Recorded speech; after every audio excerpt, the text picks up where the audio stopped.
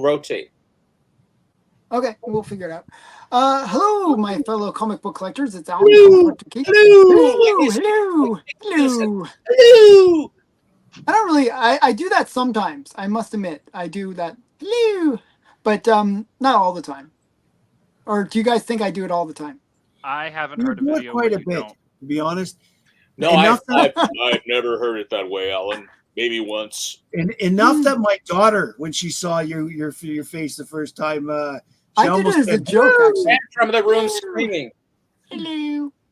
Hello. Okay. The first few times I heard you do it, I honestly thought of that Seinfeld episode. Hello. Well, I'll have to find a voice somewhere. And I actually, you know, it's funny when I did my first hello, we had like 10 people watching. After I did like a couple of the cutie hellos, the weird hellos, we dropped down to 4 people watching. Wow. It's like the effect. Feels good. Yeah. Hello. Oh yeah, that's you. Yeah, he's right actually. there. I'm just clicking. Okay, I'm clicking. Hey JX. Hey Susie. It's going to be a good Hey stream, Graphic Man, if you're still here. Hey Kim Union. Okay. See, I said hey to. Oh, now we got more people again. Okay, so we're going to be talking about Captain America tonight, and it should be a good one. I have a feeling some people have some cool books to show. I saw a lot of really awesome Liefeld. Is it Liefeld or what? Yeah, what's his name? Rob Liefeld. Yeah, I don't think you're allowed to put awesome before his name, but go on. Yeah, that was actually okay. So I think it was a ballot measure, and it failed. Right? They couldn't say. Liefeld. yeah, it's his feet that make him the great artist that he is. So yeah, his feet and his proportions are awesome. So we're going to be talking all things Captain America, and we're going to be showing some pretty cool books. Who wanted to go first? Who's on first? Matt Atkinson. You want to go? I've got the, shall we say, the most affordable Captain America collection. So we're going to start with affordability and then work our way up to inaffordability. Okay, so Matt, you're going to get to go first. I will. Hi, everybody. Matt here from Matt Likes Comics, and I'm going to show you how to do Captain America on a budget.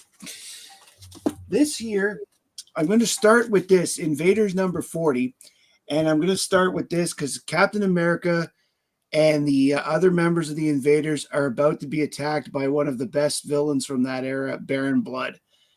I just think I've been a big Baron Blood fan my entire life, so that's one of the reasons I like the Invaders. But Captain America, he's yelling, "Miss America, have you seen that Nazi vampire?" And of course, it's right behind him. So, what's Baron? Baron Blood is a Nazi vampire? Yes, he is.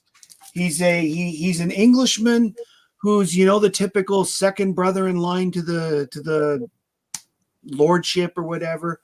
He ends up getting bitten by Dracula himself, and then because he's mad at his brother, because his brother's the Union Jack, the character. So, anyways, he's bitten by Dracula before the First World War, and he ends up being, you know, like, I'm going to go join Hitler because, you know, he's evil, I'm evil, therefore we must have a lot in common.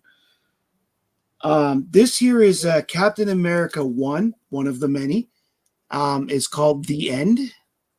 And I really like this cover because of the Red Skull. This was a pure cover buy when I bought it. Because the Red Skull in the back is just absolutely awesome. Yeah, that is really cool. Yeah, cool book. Yeah. The next one here is a double shot issue. It starts with Captain America with some of the Defenders. Or sorry, no, I'm looking at the wrong book. Sorry. Here, this is a Captain America where he fights the Supreme Soviets. Again, it looks like I'm better than you because it's America. I can take on 6 of you guys. And of course he does, and he wins because, I mean, America. Oh, yeah. So. Sorry, Matt. It's what we do over here sometimes. I know. I'm not complaining. Are you kidding? I love that song. Because our version is Canada, we're mediocre. Well, it's not really a country anyway. That's right. Apparently, we use drones to steal soccer titles. So, all right. This is the double shot that I was going to refer to. This is Captain America 268, and he teams up with some of the Defenders. You got the Gargoyle on the cover.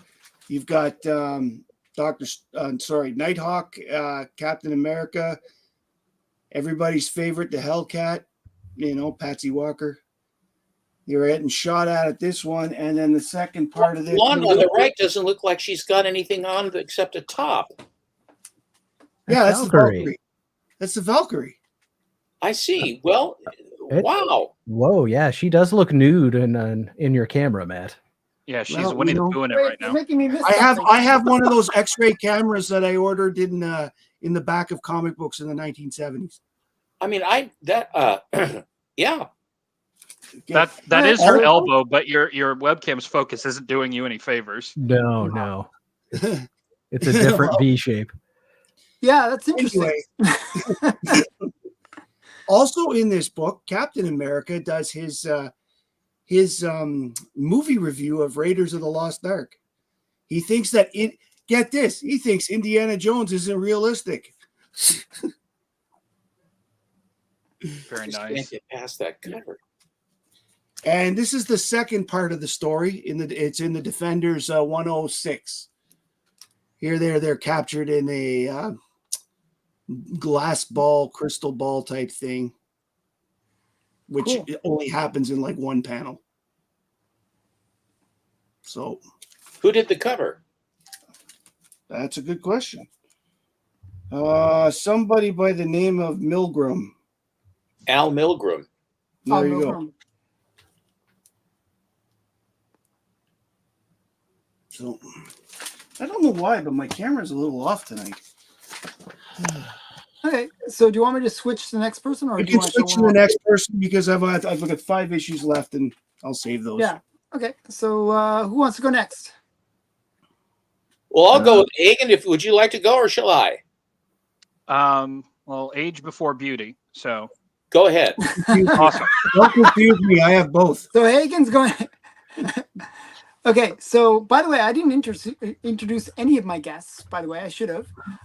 This is Lettuce Comics, or Hagen, and previously it was Matt Likes Comics, and we got also Steven and or Collecto 6 and Hall. Yeah, so we got a whole bunch of people. Sorry guys, I didn't introduce you properly. No, you're fine. I'm gonna go.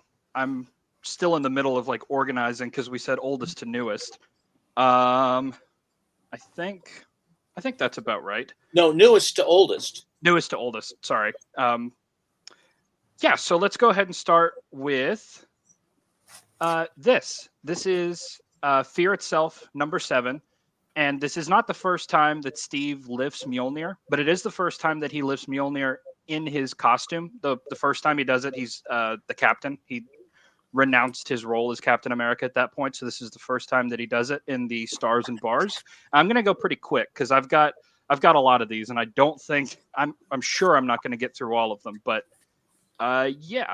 And this is Captain America number 25. This is the first appearance of Sam Wilson as Captain America because Steve was attacked by the Iron Nail. His super soldier serum was neutralized, and somebody else needed to step up and do it. And this is where Sam does that. This is a variant cover of Captain America 25 by Jim Steranko. And I got this at Second and Charles because 1, it's a sketch cover, and I like sketch covers. 2, it has art by Jim Steranko.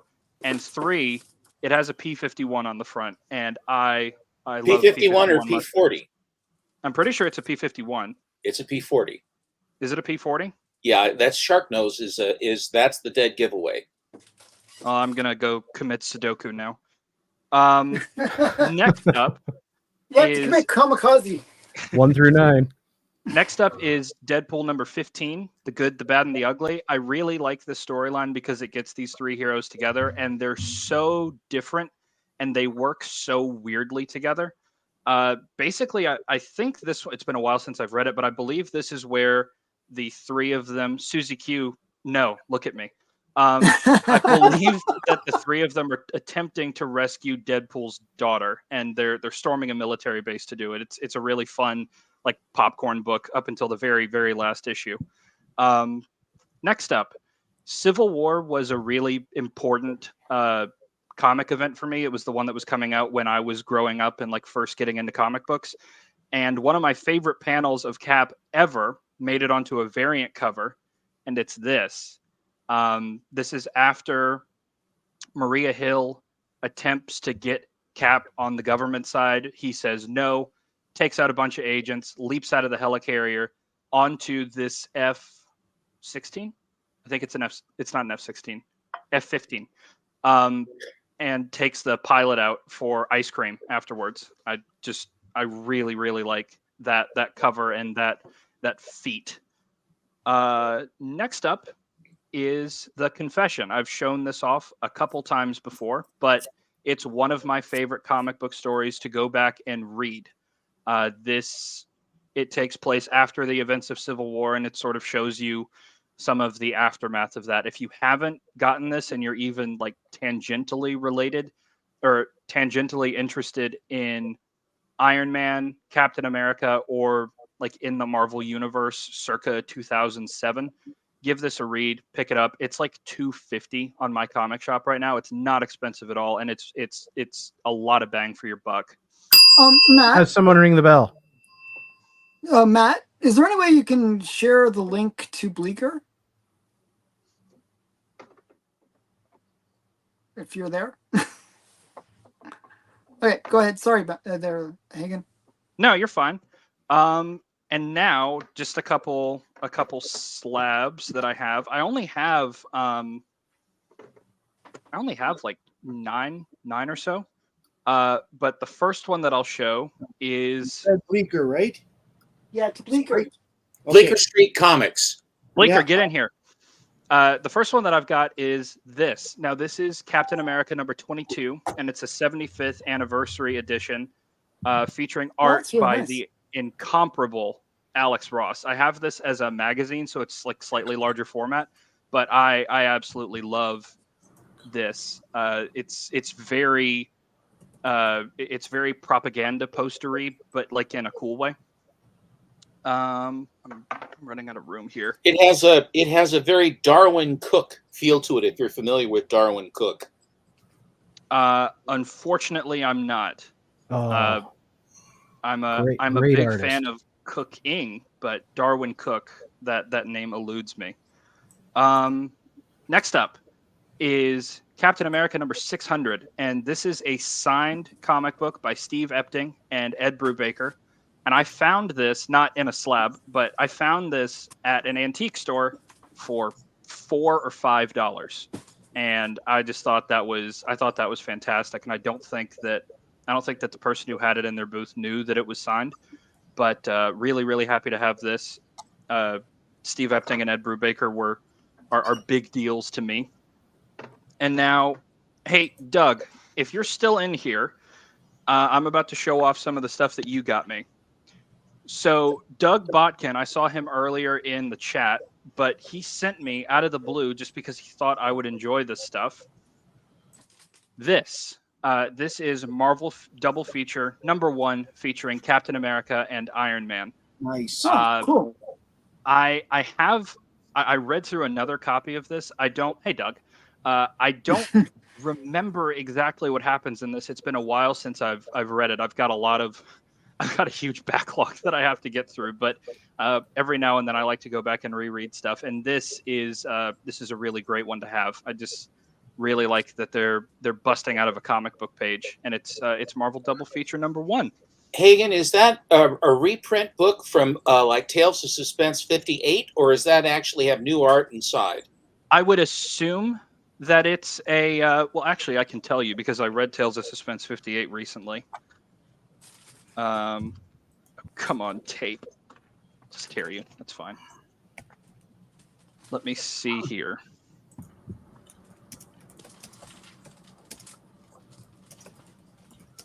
No, this is a new story. New story. Okay, fair enough. Yeah. Cool.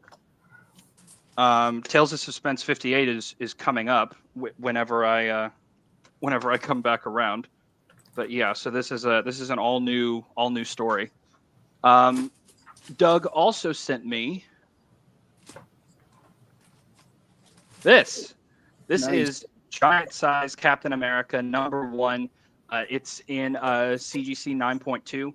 I am not a collector of slab comic books, even though I have a couple, but I did not have this, and I was stunned that anybody would bother to send me a slab. I just think that's Hi, Bleeker. fantastic. and I super, decided. super Hey, how you good. doing? Hey, Hey, Lee, You made Sorry, it. I'll make you big again. Just sorry. I just had to bring No, it you're in. fine.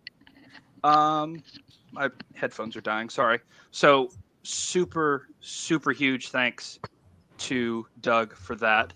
is that a Gil Kane cover? Yep, Crack. Gil Kane and Mike Esposito. Fair enough.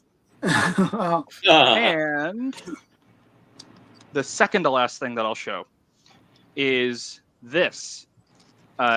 Doug also sent me this. He sent me a whole lot of stuff. He was super generous, so big ups to him for that. This is Captain America #200, and it is the bicentennial issue, so it came out in 1976. And if you can't tell, it's cover art by Jack Kirby. Yes. Just Mhm. absolutely you think fantastic. they timed that on purpose? I would have to assume so. 276, because that is too coincidental to be. It's not 276. It's 200. Yeah, sorry, 276 is what I said. 1976. 1976 is this the bicentennial. Yeah, maybe. I'm not sure. But yeah, so Captain America #200. And the last thing that I'll show is not a comic book, but I haven't gotten to show it off on YouTube yet. I got this for my 18th birthday, Oh and wow. it's this. There you Nice. go. All right. Is it made out of vibranium? No, it's made out of the highest weapons grade Chinesium that you can find. This is one of the Chinesium. Marvel. Wow. This is one of the Marvel Legends shields, and I was in a fraternity in college. I know you can't tell, but we had this game that we would play in the music conservatory, and it was basically tag with ping pong balls. And so one day I showed up with that, and they accused me of cheating, and I said, I don't care. I have never had a purpose for this.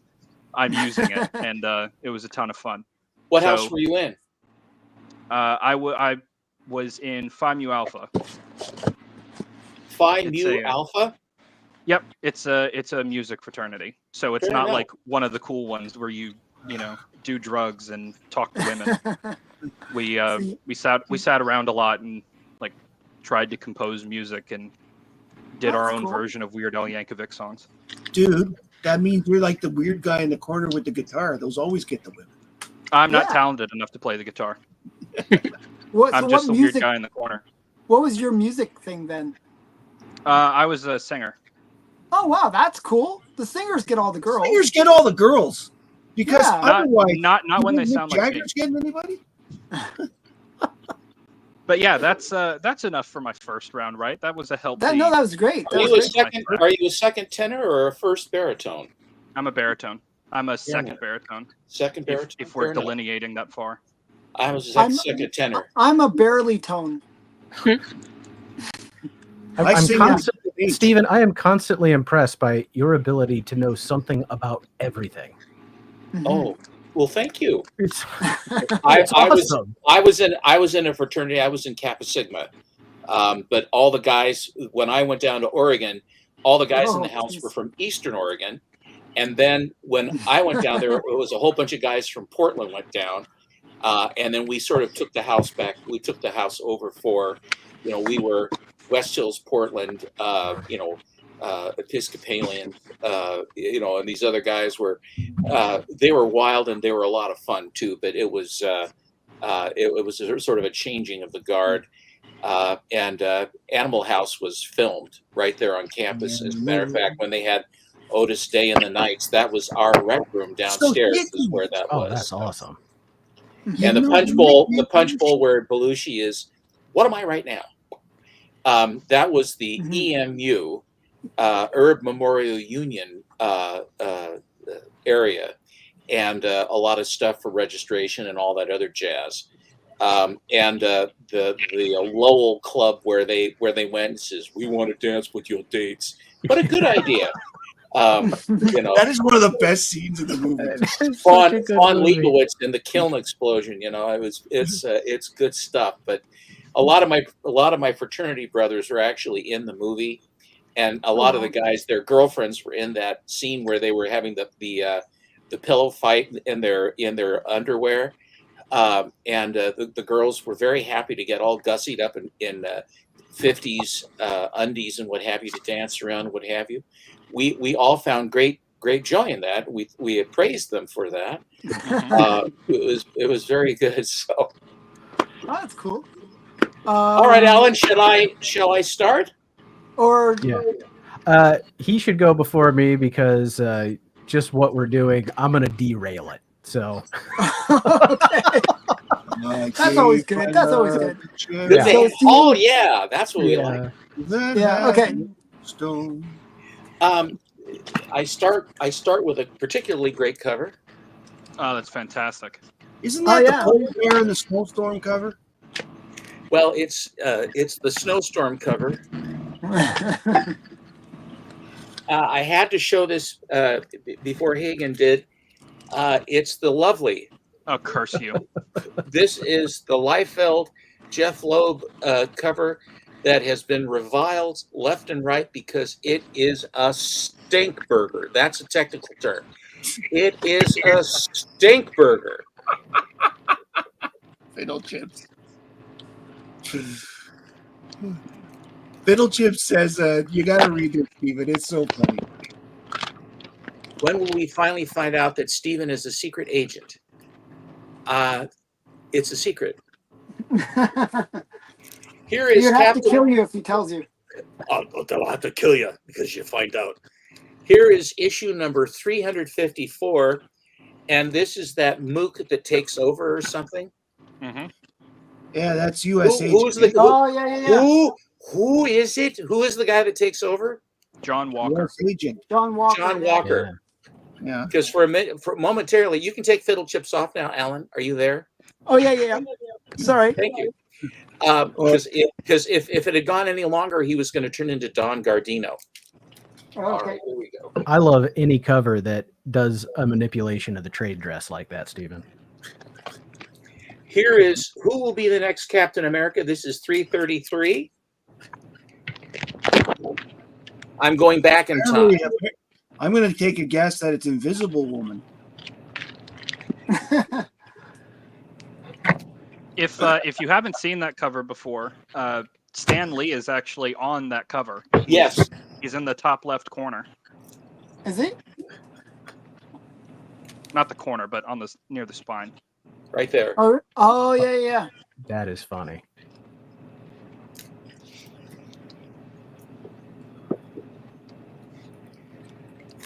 Captain America No More with Lincoln on the Marvel trade dress. And he's crying. He's crying. You should go see a play. It might make him feel better. That'll make him feel better. I've never met a happy thespian. I've dated a couple. Oh, nice. Very nice. This one has lots of activity. Number 323. We got your X-Men. We got everybody. Those people collect those. Is that still artificially inflated because it's one of the ones that's the 25th anniversary covers? Yes. It might be. It is a The small Muppet key Babies as well. one is the hardest though. Yeah. It is a small key as well. That's the first appearance of John Walker as Super Patriot. Right. And is this the Super Patriot here? Oh, I got No, that one that's too. I was going to show that one. That's, Who is it? That's Flag Smasher. Carl Flag Morgenthau. Smasher.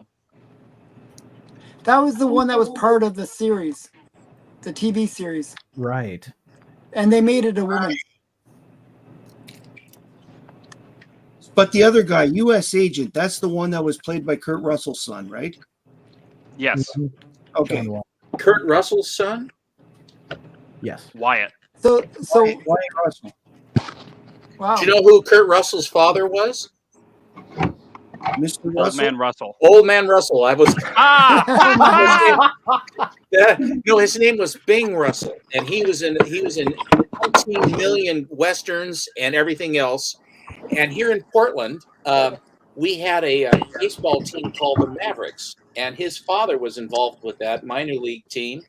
And so Kurt and Goldie and Bing all stayed at our hotel, the Mallory, which is just right.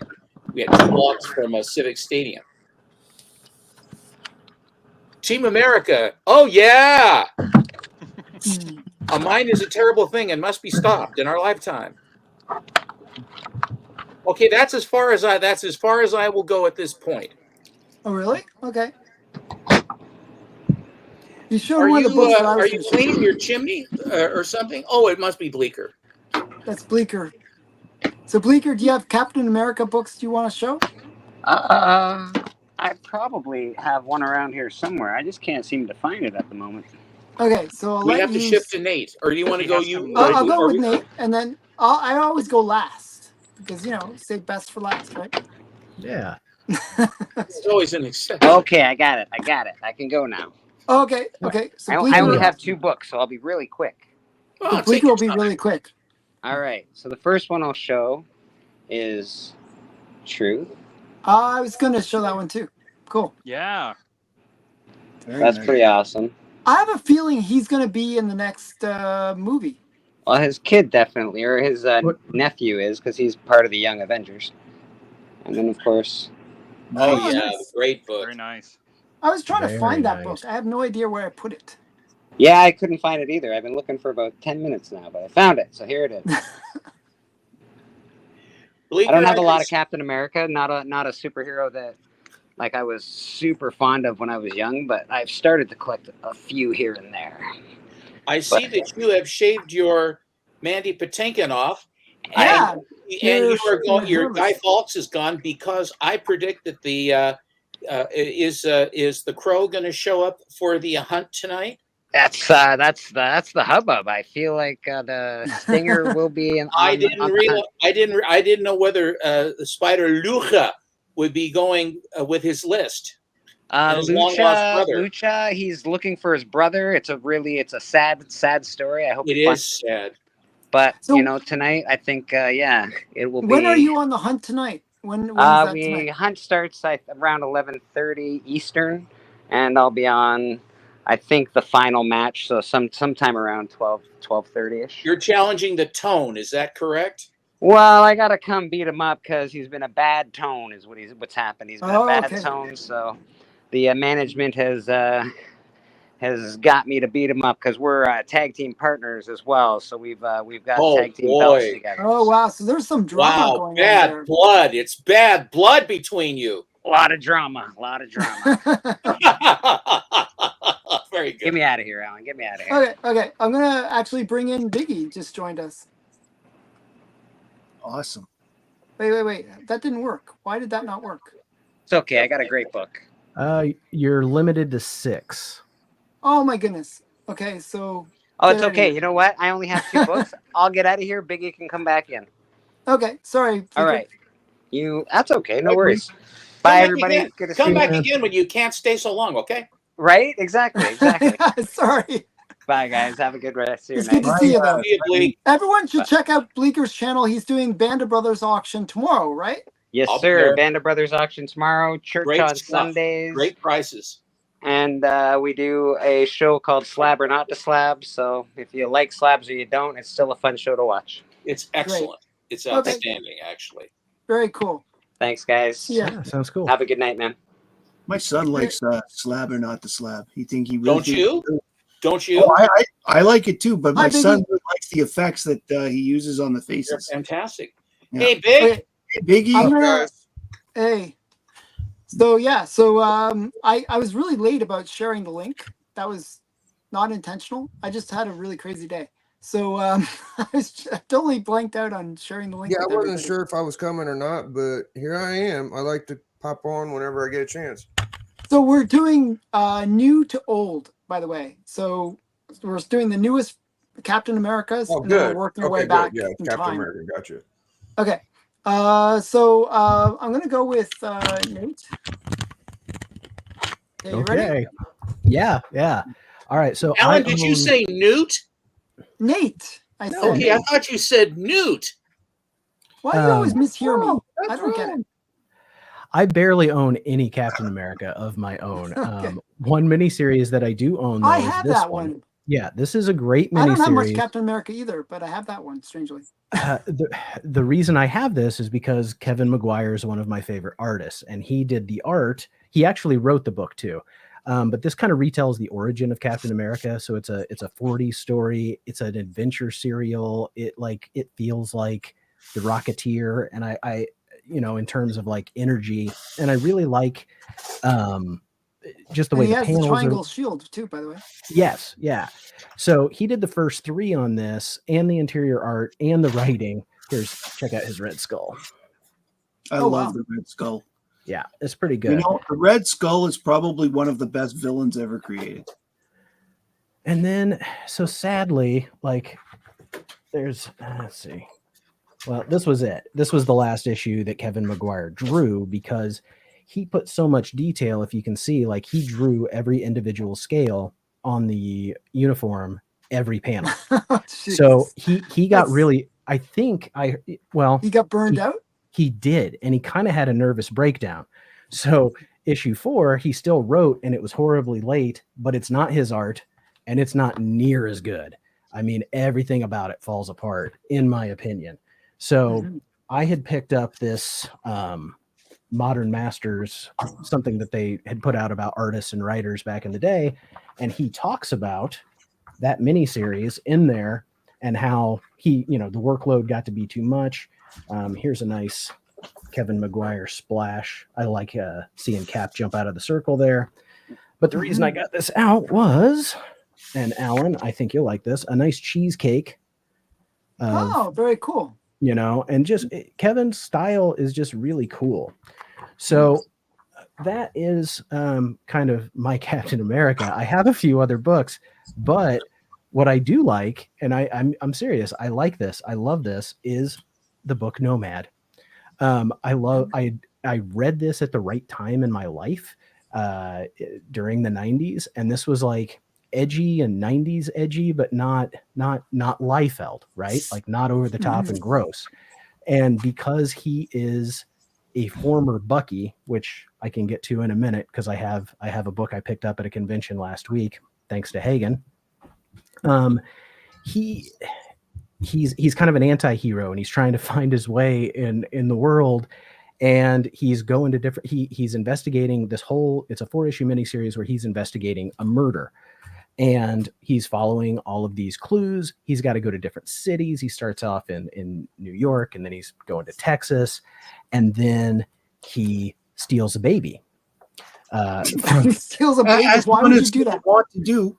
No, yeah. So then he doesn't steal the baby as much as he rescues the baby. The baby's in a bad position. The mother, I think, was a drug addict and died.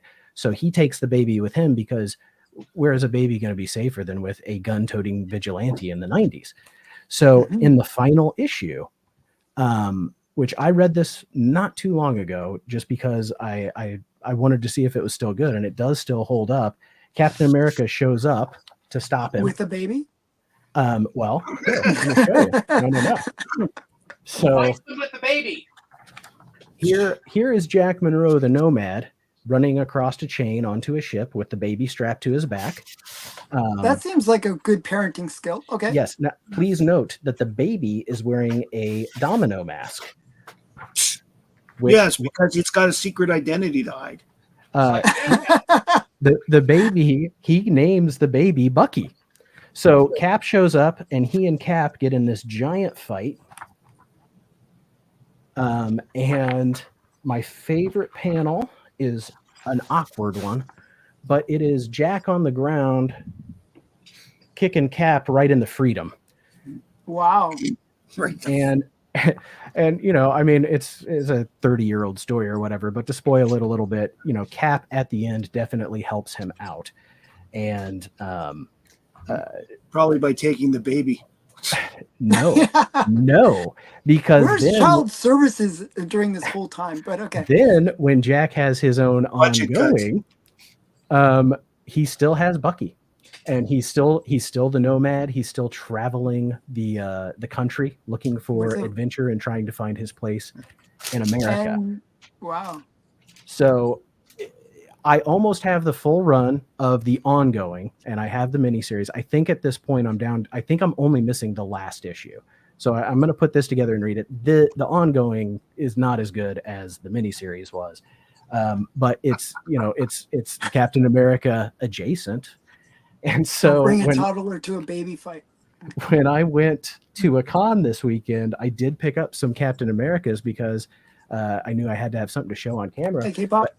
But every last one of them is a nomad. So this is this is 325, first appearance of the Slug. I got a Marvel team up with Black Suit Spider-Man and Nomad fighting the Taskmaster, and I'm not sure who's about to electrocute Spidey. I don't know what's going on here, but he's with Cap and he says he's failed him for some reason. But then this one here, Nice. this is Cap 155, and this is one of the craziest reads.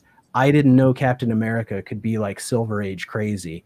There is Captain America and I don't remember if it's Sharon Carter, but they're on a beach vacation and they get attacked by another Captain America and Bucky, and it ends up being Jack Monroe, who grows up and becomes the Nomad. And there's a bunch of racial stuff thrown at Falcon. And then there's just this crazy story of this guy who was obsessed with Captain America and finds a kid who is obsessed with Bucky, and they just decide to go be best friends. Like he kind of adopts him and takes him, you know. And there's this whole thing where he's going to be the new Captain America for the Korean War, and then the Korean War is over, and America says, okay, the government says, we don't need a Captain America anymore. And then at one point, like this guy and Jack Monroe, who's a kid who he just kind of hangs out with, which is not okay, they see a crime and they run to their car and they have their own costumes for Captain America and Bucky. And he even has the super soldier serum that he developed because he was able to get the notes that the Nazis took, something that the Allies found, and he recreated it. But it kind of made him it made him crazy. And so him and Jack are always like kind of off kilter because their version of the super soldier serum was not correct. Yeah, kind of looks like a Ramirez cover. That's pretty good. I'm not sure, but I'm guessing. Yeah, I'm not sure either. But it's got the floating heads that are throwing me off. It makes me think of Kirby just from the style. It looks like Kirby. It's clunky. I don't think or something like that. Yeah. I think regardless, I think it's a great cover. This was a great story. I mean, it was so classic. Like the evil Captain America had Cap, Falcon, and Sharon Carter all tied up, and he's got on his Captain America outfit, and he says, okay, now let me tell you what I'm going to do and why. And then he goes into the whole backstory. It was like classic Marvel storytelling. This was a ton of fun, and I was really glad to get it because it tied in with with the character that I like so much. So cool. I've got a couple others that I can show if we do a round two, but I'm going to stop. Yeah, there. we'll do multiple rounds. Don't worry. Okay. I would like to point out something. Somebody put in the comment about how nobody reads Captain America, and there's a very good reason for that. Like Superman, at this point in time, Captain America is visually stunning and visually popular in terms of the movies, but not so much in comic books, because in comic books he's seen as square. You know, he's too rigid. He's too, I'm Mr. Boy Scout. He's a Boy Scout. If for those that have not seen it, Mint Hunter Comics about 2 or 3 months ago did a video both on why does nobody collect Superman and why does nobody collect Captain America, with explaining in more detail and such this problem with storylines and backup comics. So Well, in a way, I guess people don't like the goody two shoe. Maybe. well, I mean, come on, it is the age of the anti-hero. Right. Mhm. And I think that both of those characters seem too goody, too safe, too old for that era. In the 90s, we wanted everything. I mean, just look at the first X-Men movie, that we got. Everybody's wearing black leather. So I nobody wanted to see bright colors then. We wanted everything to be gritty. True. Yeah.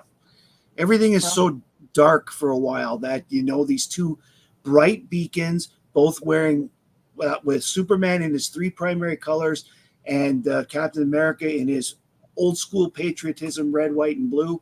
They're not as popular as a result. Once the late 80s hit in the 90s, because look at how quickly Superman fell after he came back to life.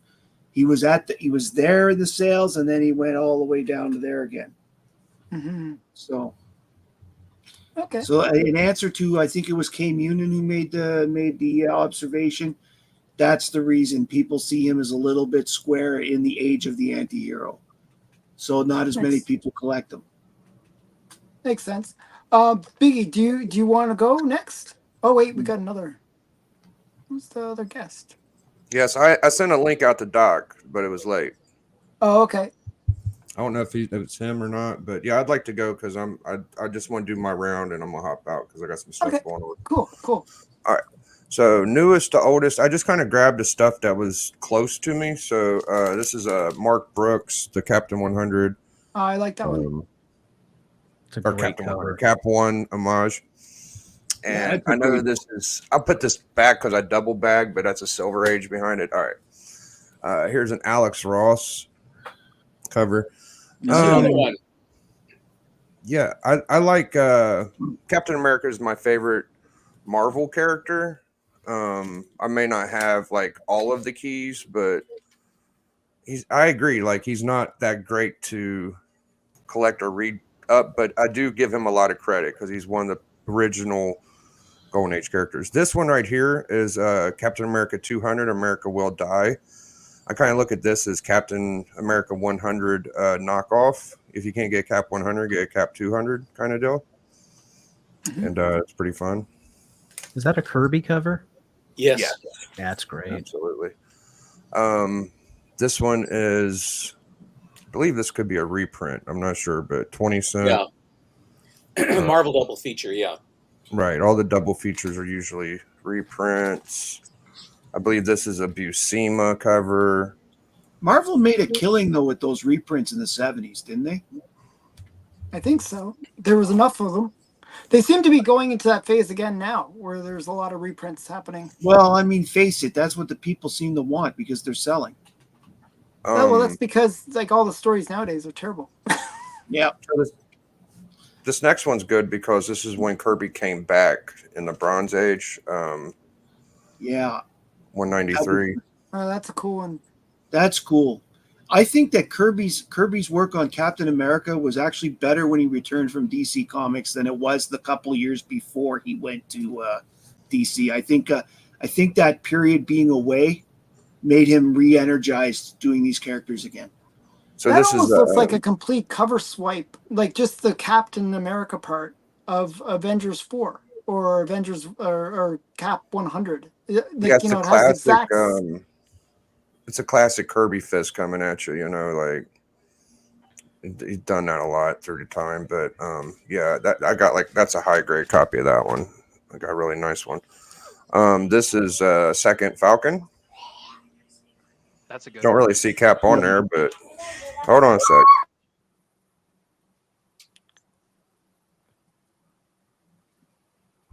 All right, I'm getting bombarded, so I'll just zip through.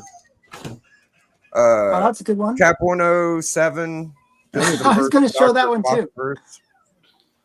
That is awesome. There you go. That's the first appearance of the doctor guy. Yeah, I like that cover better than 109 myself. Yeah, I love this one. It's one of my favorite Silver Age caps.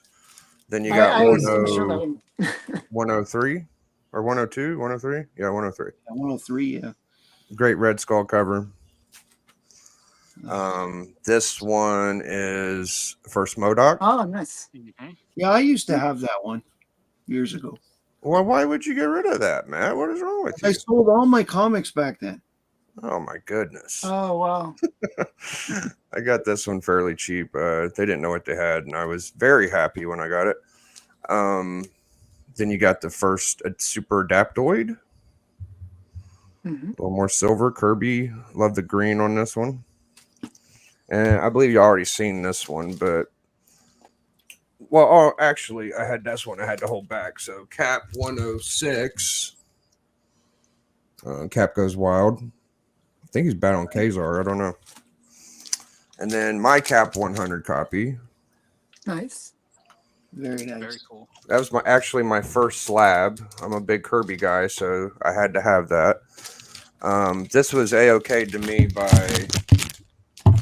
Cap Kavi, Comic Books NYC. Now he's known as Pixels, Panels, and Pages. Got that for $60 from C2E2 out in Chicago.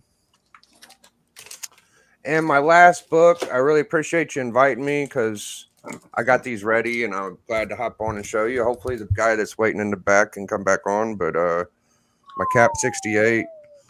I really like that one because it's a good girl art cover.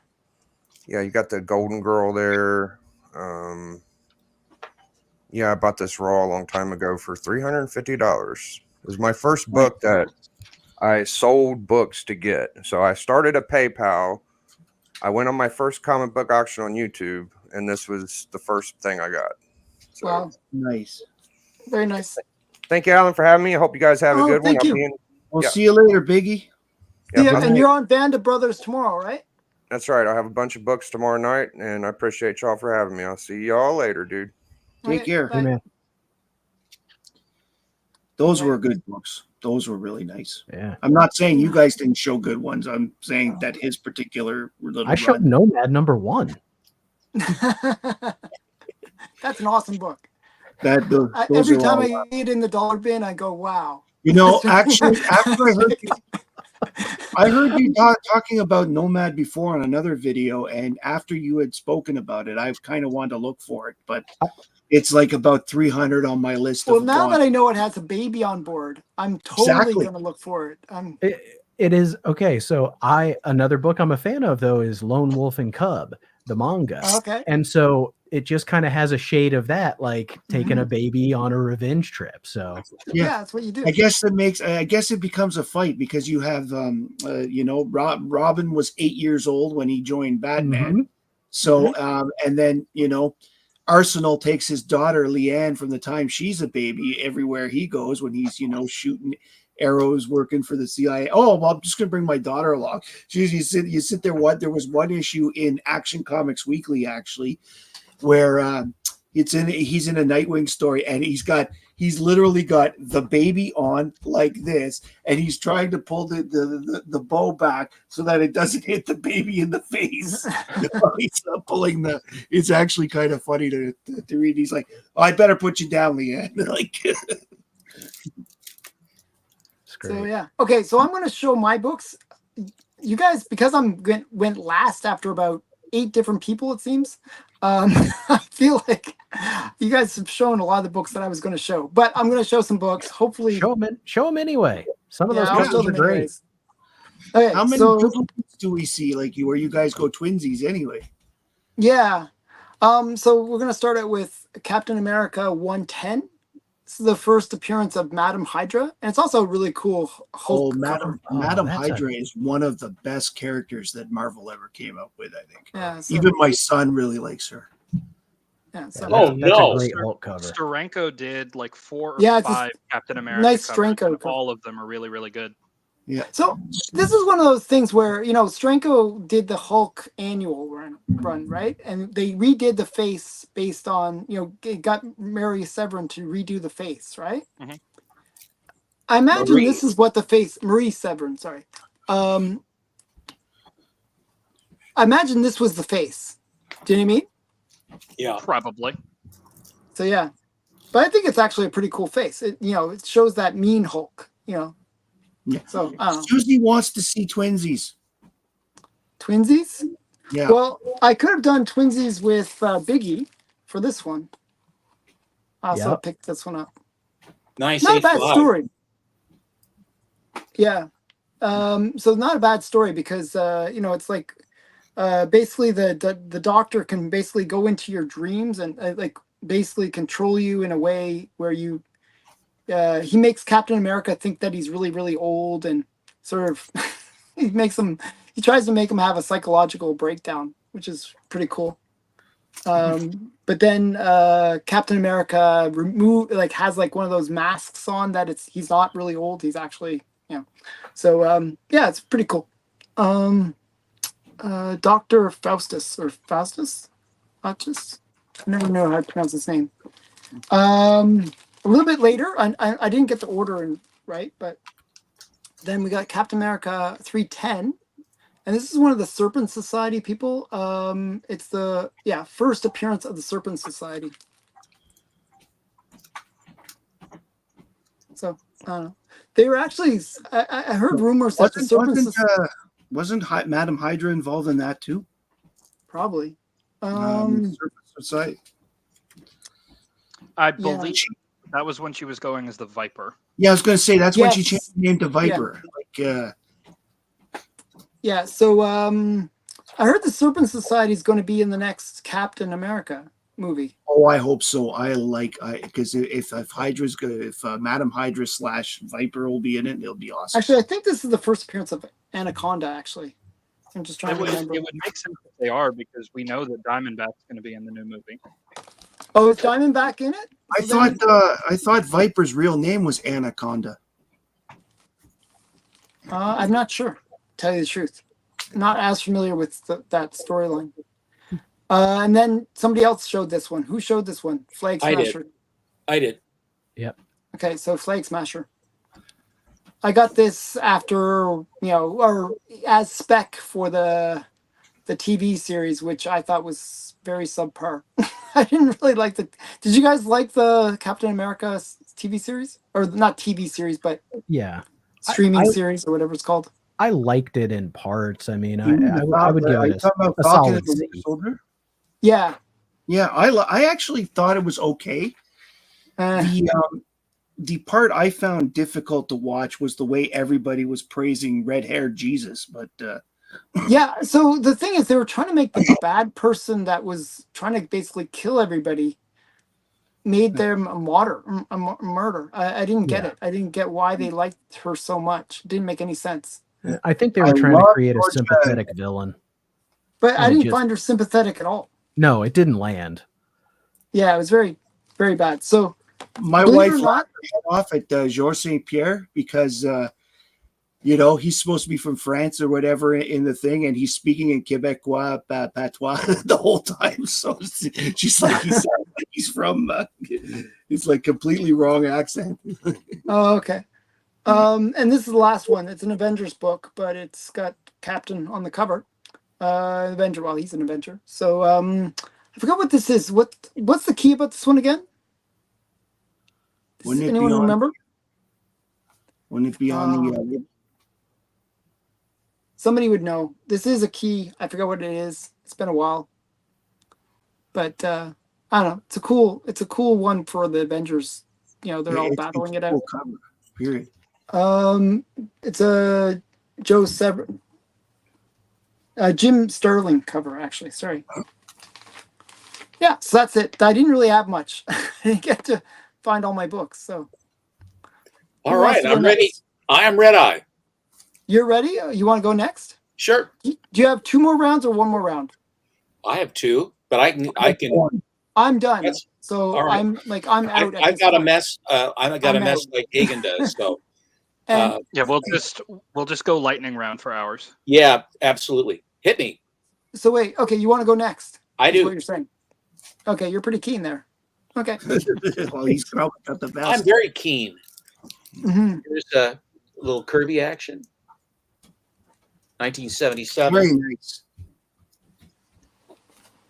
This has the jungle gal. I can't remember what her problem was. Nightshade. Nightshade, yeah. I had that somewhere. I don't know where my books are. It's driving me crazy. I don't know where all my Captain America books are. The Serpent Squad. You were talking about the crazed guy, Society? when there were two Captain Americas, and one was the crazed atomic red baiting guy.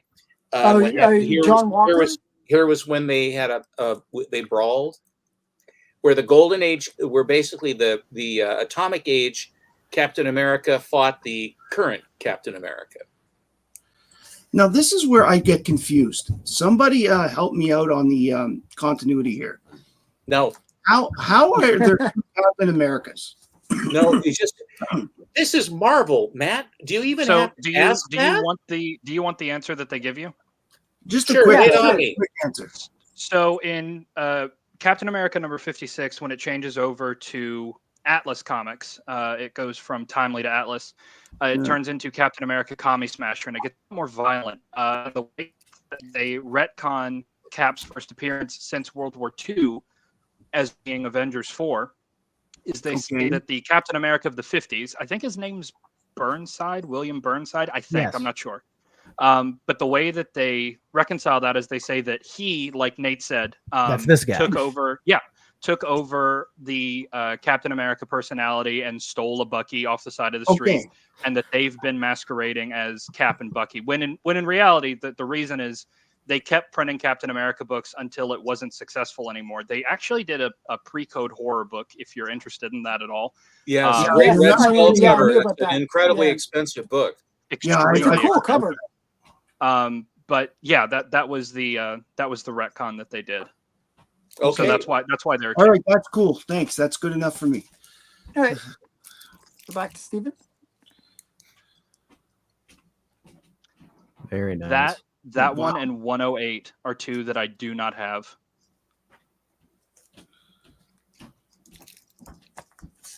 I have others, but I just pulled these because I have others. Nice.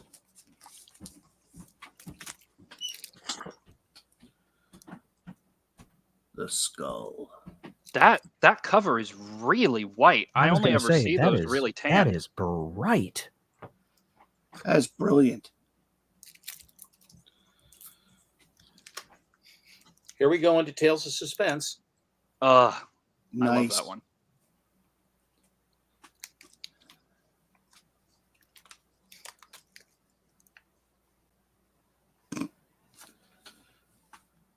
To be reborn. That's another one that's on my list. I don't have a lot of the Tales of Suspense. Oh, yeah? Yes, Well, that is This is one of the that titles was that I an interesting book. I've had this is my second set of Tales of Suspense. The first set I had I sold in 1988 because when I was a completist. Then I rebuilt in grade.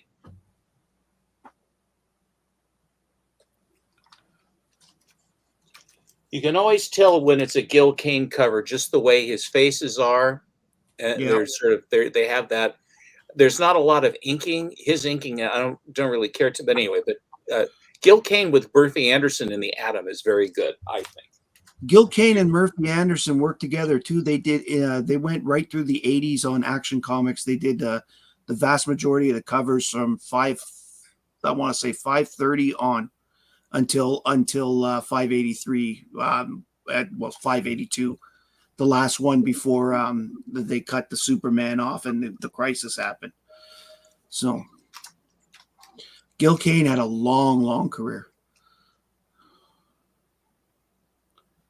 That's a good one. Yeah, that's another one where those whites are really popping. Yeah, the colors on these are just fantastic. It doesn't hurt that Steven buys really high grade on these. That you can really tell. It's amazing. Yeah, so that last one that you showed was the first super adaptoid. That one's the first adaptoid. Oh, man. Wow. That is Wow. fantastic.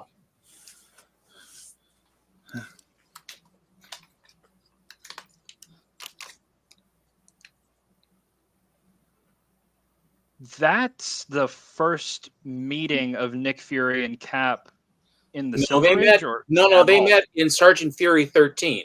Yeah, they met in the war. That's right. That's right. And Sergeant Fury 13 also had a guest appearance of Reed Richards, who worked for the OSS during the Second World War. Okay. So Here he is worked. Batroc Solitaire. Mhm. How old was Reed Richards when they went into space then? 104. Don't worry about it. Well, it seems like then he was quite older than Susan. Yeah, it's fine. That one's good. Susan likes the older guys. Oh, wasn't Susan one of his students or something? No, I can't remember. They're a little bit vague on that. We love a giant Nazi robot. I am just blown away by the condition of these. I only ever see these in like 2s and 3s. Not that it bothers Right. me, but These are all in they're all in 9 or better, basically. oh, Holy man. Wow, crap. nice. And those are, what era is that? Silver. Silver Age. Like early silver or late silver? No, This this would be, basically from 68. 68 was when you had Captain America had his own title. yeah. So these are all 67 heading back to 63. Wow. Yeah. Of course, Cap's down at the bottom. This is when they had the bifurcated. Yeah, yeah. I used to think that the Titanium Men was the first 3-part story. It's the first one that I remembered, but it actually was The Flash that had a 3-part story with Gorilla Grodd early Yeah. on. I remember that too. But I think the first longest story was the Monster Society that went on for like 24 issues or something like that, back in the Wiz Comics days, or Captain America day, Marvel days. I mean,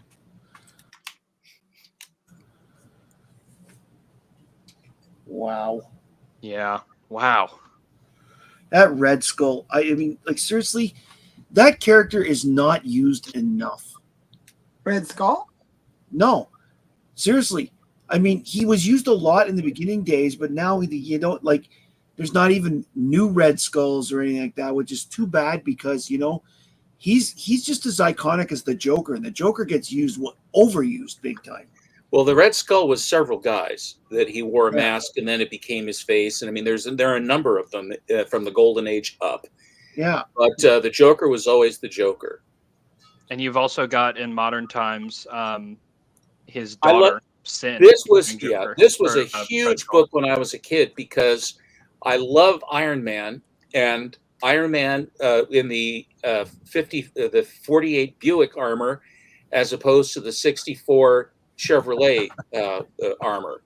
Mm-hmm. Those are GM analogies. I could have used Ford as well, but I wouldn't have understood either of them. It's okay. my understanding is no matter what Ford it is, you find it at the side of the road. Sando and Omar.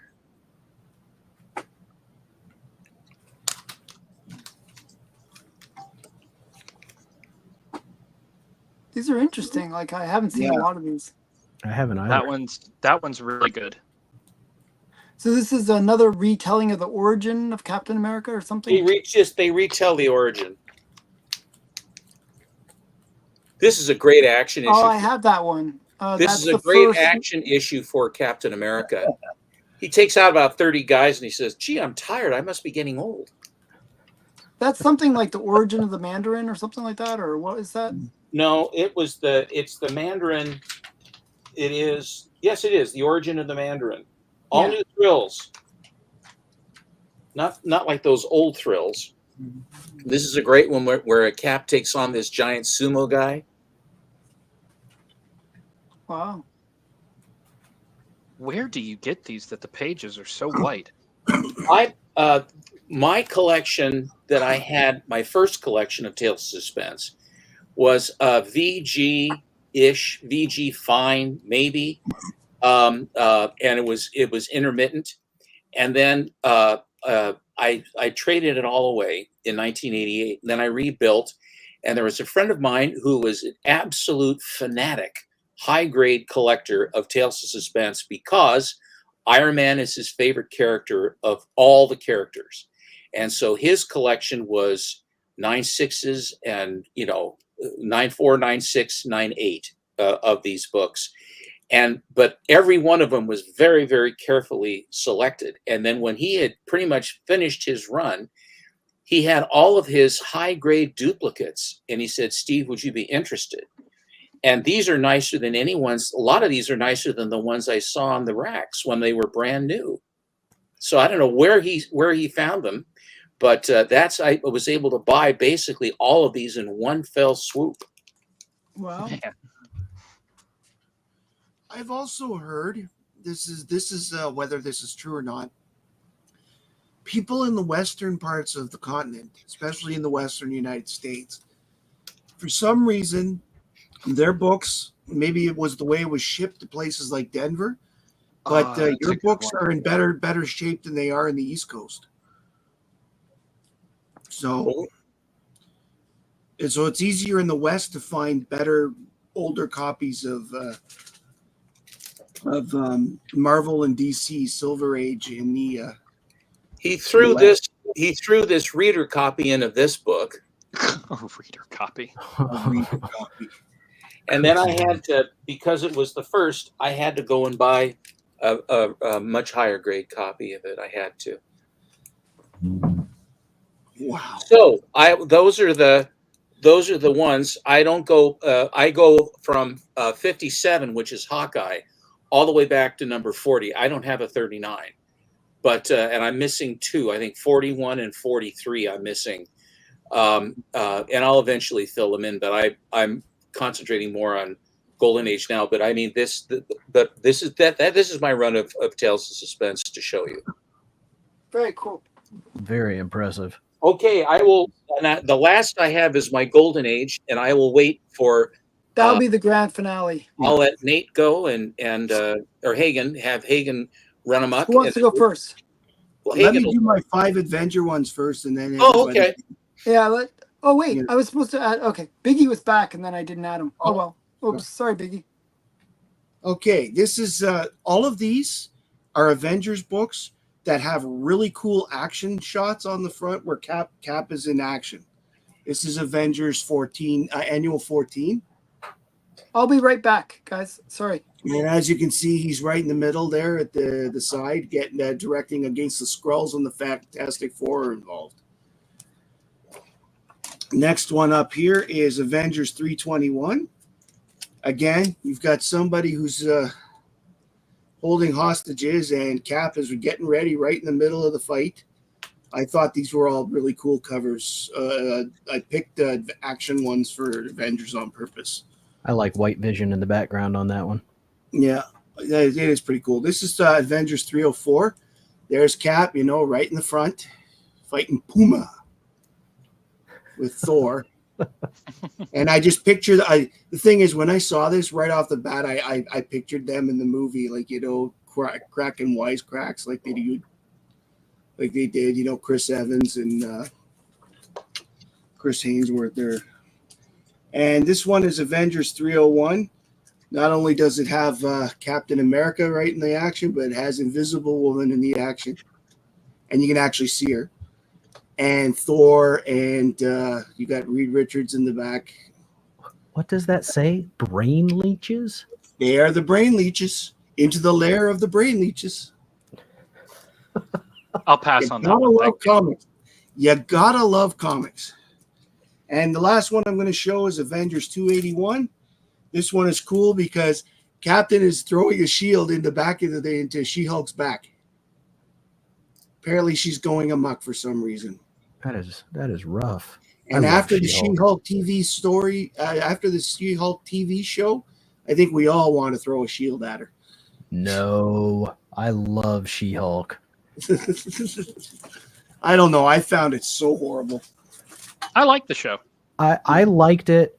I did not like the end. They really crapped the breaking the fourth wall ending. I think they thought they were way more clever than they were. But right up until the very end, that last episode, I found something to like in just about every episode. And that actress, she was in a show called oh, what was it? Where she played all these clones, and my God, she was so good in it. Dollhouse? No, that's No, oh, it was on BBC, wasn't it? Yeah, Black something maybe, not Black Mirror. Oh no, I know what you're talking about though. Yeah, it was an excellent show, and yeah, she played a character who found out that she had been cloned like all these times, and she played all the clones, and they all had different personalities. She's a tremendous actress. Well, yeah, that I personally found the show terrible. So that's and okay. I did give it a chance. I'm not saying because it's like I'm not saying because Gary at Neurotic said it was bad. I gave it the shot and wasn't my Orphan Black. Orphan Black, that was it. Orphan Black was fantastic. I know that. Yeah. Well, I think Alan abandoned us, so you're gonna have to put on a show. He'll be back. He'll be back. Here's a little story about a man named Civil War on the show. Jeez. No, the thing about that I like about Captain America is he's a pretty solid character. I honestly wish he's one of those characters I wish I had more stuff from, but I'm just spending. It's like you get so many interests in things. Like between right now, I'm trying to finish a certain run of Superman, a certain run of Lois Lane, a certain run of Adventure Comics. Like all these things. So the Cap sort of takes in the back, and even then, like when it comes to Marvel, I'm really trying to finish Conan and Fantastic Four. So dancing that. So yeah, sorry about that, guys. My dog was going crazy in the background. I had had to take him out. One quick figure drawing asks a question. The Daredevil episode was really cool in the fight and really dumb at the end when he's walking away of She-Hulk. We're talking about She-Hulk. The walk of shame was really lame. Yes, see, that's what I'm saying. Tremendously. This was the last one I showed. It was Captain America throwing a shield in the She-Hulk's back. That's why we got on the She-Hulk. Okay, so whoever would like to go next. Who wants to go next? I'll go next. Okay. That way, I'll let Hagen shine, and I'll bring some more of my. Let's bring it back to Nomad. My friend Hagen sent this to me in the mail. This is a second printing of Captain America 282, which is the first time that Jack Monroe suits up as the Nomad. Hagen also sent me this. I don't know why, but I think it's because, I think he secretly likes this. I did notice not a single foot on the cover. This looks like absolute garbage. That's because both have been defeated. Nice. And oh my gosh, I love first issues, and he sent me a first issue of Captain America from the Heroes Return Mark Waid run. I thought that was pretty cool too. Because I am surviving with a little help from my friends like Joe Cocker. I told my friend Eric that I was doing this Captain America thing, and I'm like, I don't have any Captain America, so he loaned me some pretty cool books that I could show off. So nice. This one is What If Captain America Were Revived Today? I love What If, I think it's it's a great idea. Concept. It's fantastic. So I haven't read this one yet, but he gave me these to read and check out and to show you guys. And I thought the cover was really good too. I'm not sure anybody know who that artist is? I see that. Is that Bill Sienkiewicz? Is that a B and an S? Is that what that is? I have no idea. Okay, I see it a lot. Sure. It kind of has that look. He also gave me 2 issues of Daredevil that I'm not sure how Cap is involved, but maybe one of you guys knows the story better than me. I believe that's a nuke key. Okay. That might be the first nuke. Oh, I recognize that cover. And then this one. I love that issue so much. And then this was super cool. So we got does look great. Like flag burning on the front and a tear in Cap's eye. But in the back is again, Alan, I keep finding these cheesecake things and I think of you. This is a Kevin Nolan. It's not cheesecake. It's Good a girl. cheesecake. Yes, it is cheesecake. Yeah. Because you said beefcake before. That's why. Oh, no. Beefcake's what I collect. Um, so this has got a really cool cloak and a Black Widow. Yeah, nice. Let's see, Red Sonja. Oh, Red Sonja's Yeah. nice. Yeah, and Phoenix. Wow, it's like a little pinup thing at the back. It is, yeah. I didn't know that they did this. And then the last two, we got She-Hulk again. I'm not sure who the Gold Girl is. And she has bikini lines. Mm-hmm. She-Hulk. Yeah. And her, That's really, let's see, she's got a trade dress for her towel. Is that one of the Silver Surfer? That's what I was. Yeah, that's what I was thinking. I think it's maybe one of the heralds. Not Nebula, but yeah, it's not Nova or one of those ones. Nova's someone else too. Well, it ain't Aunt May, I can tell you that.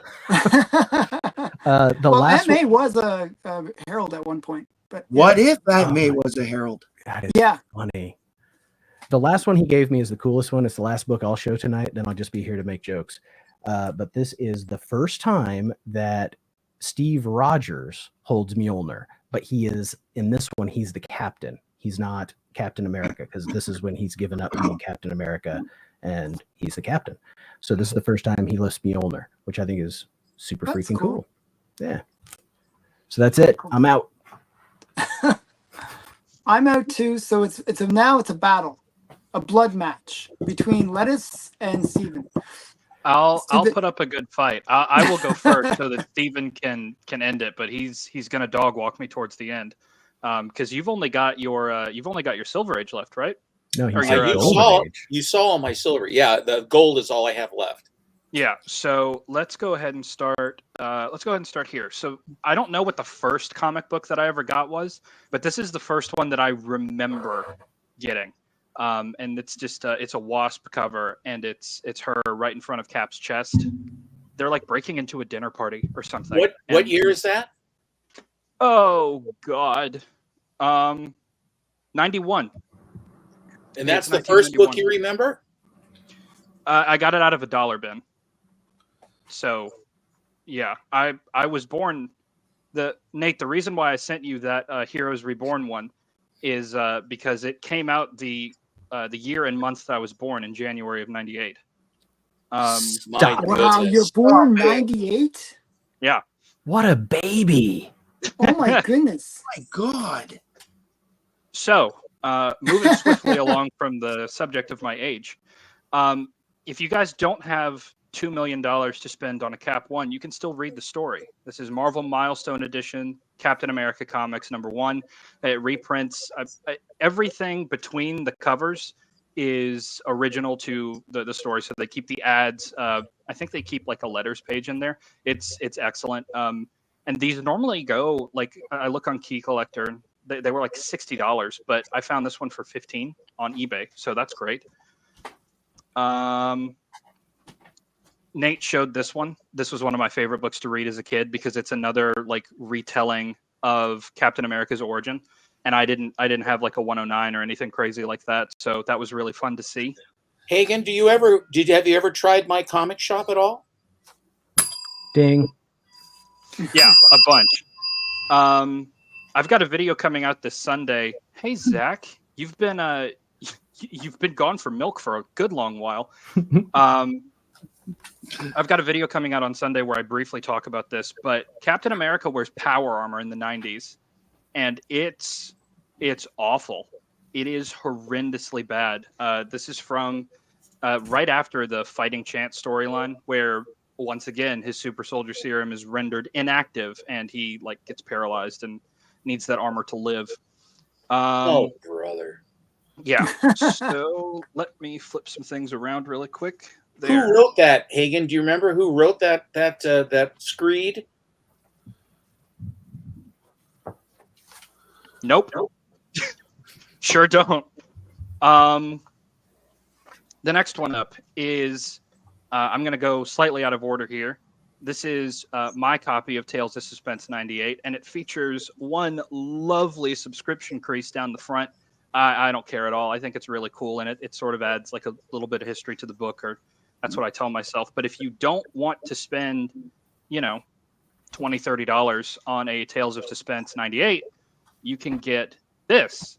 This is Black Panther #30, and it's a sort of homage cover to that. It's That's the first cool. time that Steve Rogers and T'Chaka meet in Wakanda in 1941. T'Chaka, or T'Chaka was T'Challa. the father of T'Challa, correct? You mean Yes. T'Challa? T'Challa. Yeah. No, I mean T'Chaka. T'Chaka was the father of T'Challa. Right.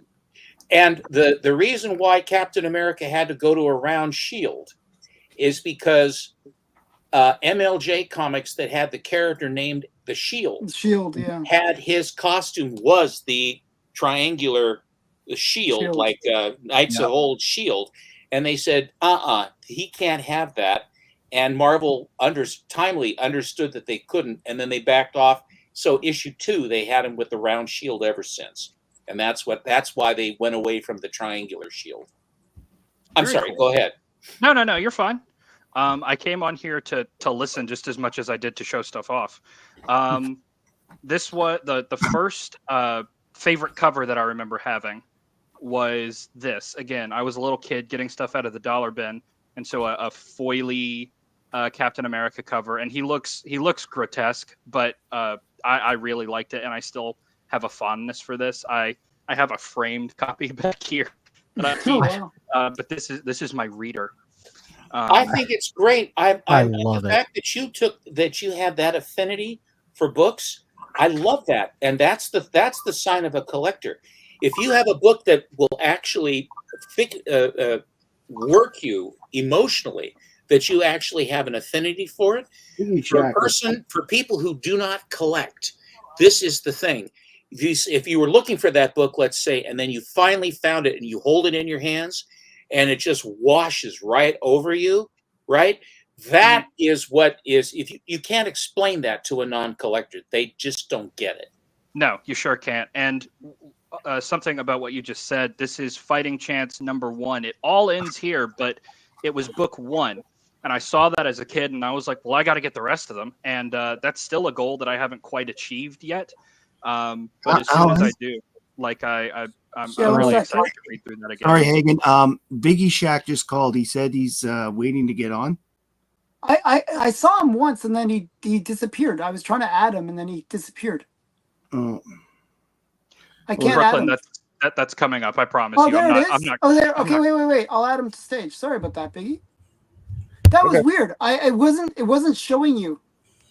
Sorry. I'm here. Sorry about that. Thank you. Sorry, Hagen. No, you're fine.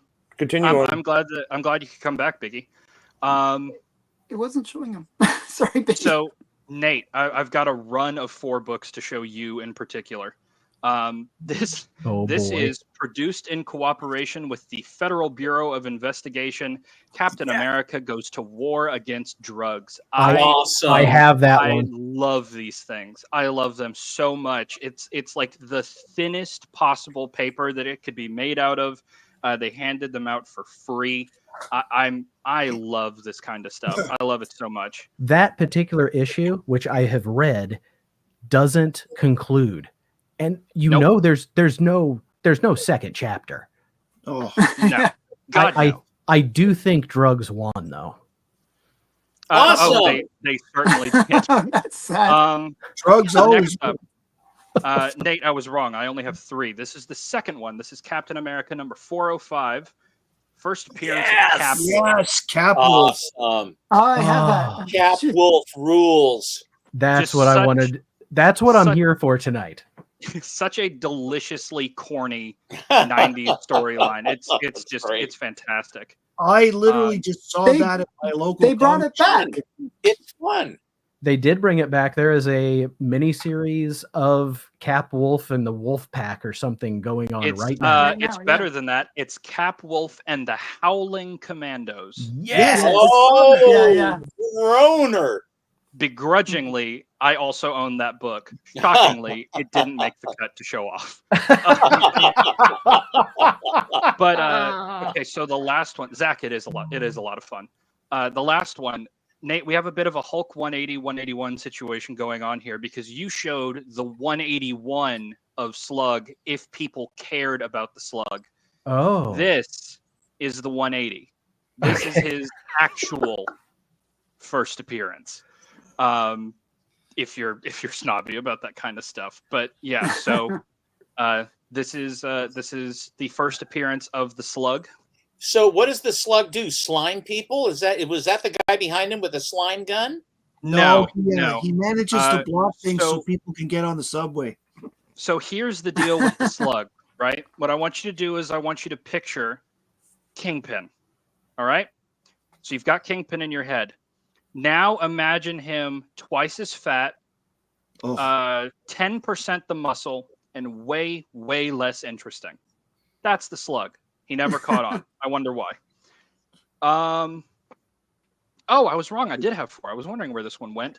I love dumb villains. This is Blue Streak. He's a rollerblading villain. And don't miss in this issue, Captain America gets a new helmet.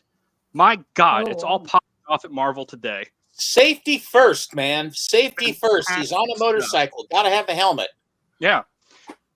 Moving along from that is Captain America Annual number 8, an iconic Mike Zeck cover with That's a great Wolverine slashing Cap shield. Yeah, and the story inside this is really good as well. I think Cap and Wolverine have a misunderstanding at a bar, and they unlike them. Yeah. Isn't that the first adamantium? Adamantium? Yeah, what number is that? It's Captain America Annual number 8. Okay, I'll go check it out. Thank you. Next up is this. This is Captain America number 270. This is the first appearance of one of Cap's friends, whose name I believe is Arnie. And the reason why I'm showing this is because the whole thing with Bucky in the MCU is that he was childhood friends with Cap and ended up going to war and this, that, and the other. They took that from this character. And this is Arnie is one of the first, I believe, one of the first openly gay characters in Marvel Comics. And he's one of Steve Rogers' childhood friends. So I read this book and really enjoyed it. This is another one that I pulled out of a dollar bin as a kid. This is Captain America number 250. He's the people's choice, Captain America for president. And you can still win a Toys R Us shopping spree. They had those on a lot of books back then. They really they did. And the other one that they had is the 10-speed racer bicycle. Columbia. The Columbia 10-speed racer bike. Don't forget. I know this might be like a bit of an unpopular opinion, but a lot of people say that ad ruins comic book covers. I absolutely love it. I think it's fantastic because like exactly when that comic book came out. Yeah. Those Marvel books like that's Marvel's equivalent to the Go-Go checks. Yeah. Yeah, you're right. Next up is Cap 193. This was already shown, but this is the first book that Kirby did when he came back to Marvel, if I'm not mistaken. And if you can only read one Captain America story and you like older stuff, this would be the one that I would recommend to you as the Mad Bomb one. It's really fun. Basically, if you've seen Kingsman, it's a device that does that to people. That device at the end of the movie where everybody goes insane. And kill each other. Yeah. It's that one. Yeah. This is Captain America number 241, the very first time that Frank Miller drew Captain America, and the first meeting of Cap and the Punisher. Looks like he's shooting him in the chest. He's got a cartoonishly large gun held up to his chest, but he hasn't shot quite yet. This is one of my favorite Kirby covers. Captain America number 196. The rules, anything goes. The stakes, Cap's captured shield. The game, Kill Derby, and rollerball. This is great. It's so great. I understand that the Kill Derby professional league never quite got off the ground. Yeah, I was gonna say I was really surprised the Kill Derby league folded. I thought it had potential. They had a falling out with their insurance company, I believe. Next one is Captain America number 122. This is the first fight between Cap and the Scorpion. And I love like the motion on this cover. I think it's really, really cool. And that's Cap weird and that they had that crossover. Yeah, it's not a crossover that you would think of. That's exactly what I was about to say. Who did that cover? That's a great question. I don't see a signature on it. If somebody in the chat knows, that would be really helpful. But yeah, I don't see a signature on that. I'm going to go through. Let me just make sure. Yeah. Okay. This is the last raw one, and then I have some slabs. I'll be quick about it. This is another Jim Steranko cover, number 111. Now, I didn't have this as a kid, but I did have like a wood poster, like one of these guys. I did have one of those on my bedroom wall of that cover, and so when I got Adult Money, this is one of the first ones that I got. It's a great Jim Steranko cover. And okay, moving on to some slabs. This is the closest I will come to owning a Captain America Golden Age. This is Captain America number 14. It's when Bucky gets his memory back, but it's got an homage to Captain America Comics number 27 on the front, Nice. fighting in front of. Next up is the first revealing of Winter Soldier as Bucky Barnes, Captain America number 6. Oh wow. That's I a like great that cover. I think it's Yeah, fantastic. it's a great one. There's two versions: the one with the Nazis, one with the comics. I want the Bucky one really badly, but finding it raw is kind of difficult, and people are overcharging for it. So I'm just going to hold off and wait. Nate, I'm going to double you again. This is Thor 390, the first time that Steve Rogers lifts Mjolnir, and the first time that a human character lifts Mjolnir. Beta Ray Bill beats him by a couple dozen issues, but this is the first time a human being lifts Mjolnir. Now, let me make sure these are in the right order. They are. This is Captain America number 117, the very first appearance of the Falcon. Very nice. Great. I bought this from a guy on Reddit who was on, so I was happy to help him out with that. This is my second favorite Cap cover of all time, and it's this. Marie Severin at her best. It's Captain America number 115. My awful webcam is not doing this book justice. It has wrinkles and creases, but the colors on this with the red trade dress and the letterbox here, it's gorgeous. I love this book, and you can get it in like a fairly high grade for like $30 if you're patient. So it's an absolutely great Silver Age cover, I think. I agree with JSS Brooklyn. That is very underrated. That is one of my favorite skull covers from the Silver Age. Yeah. Now, moving from my second favorite cover to my favorite cover, I'm extremely original, I know. But this is Captain America awesome. Number 109.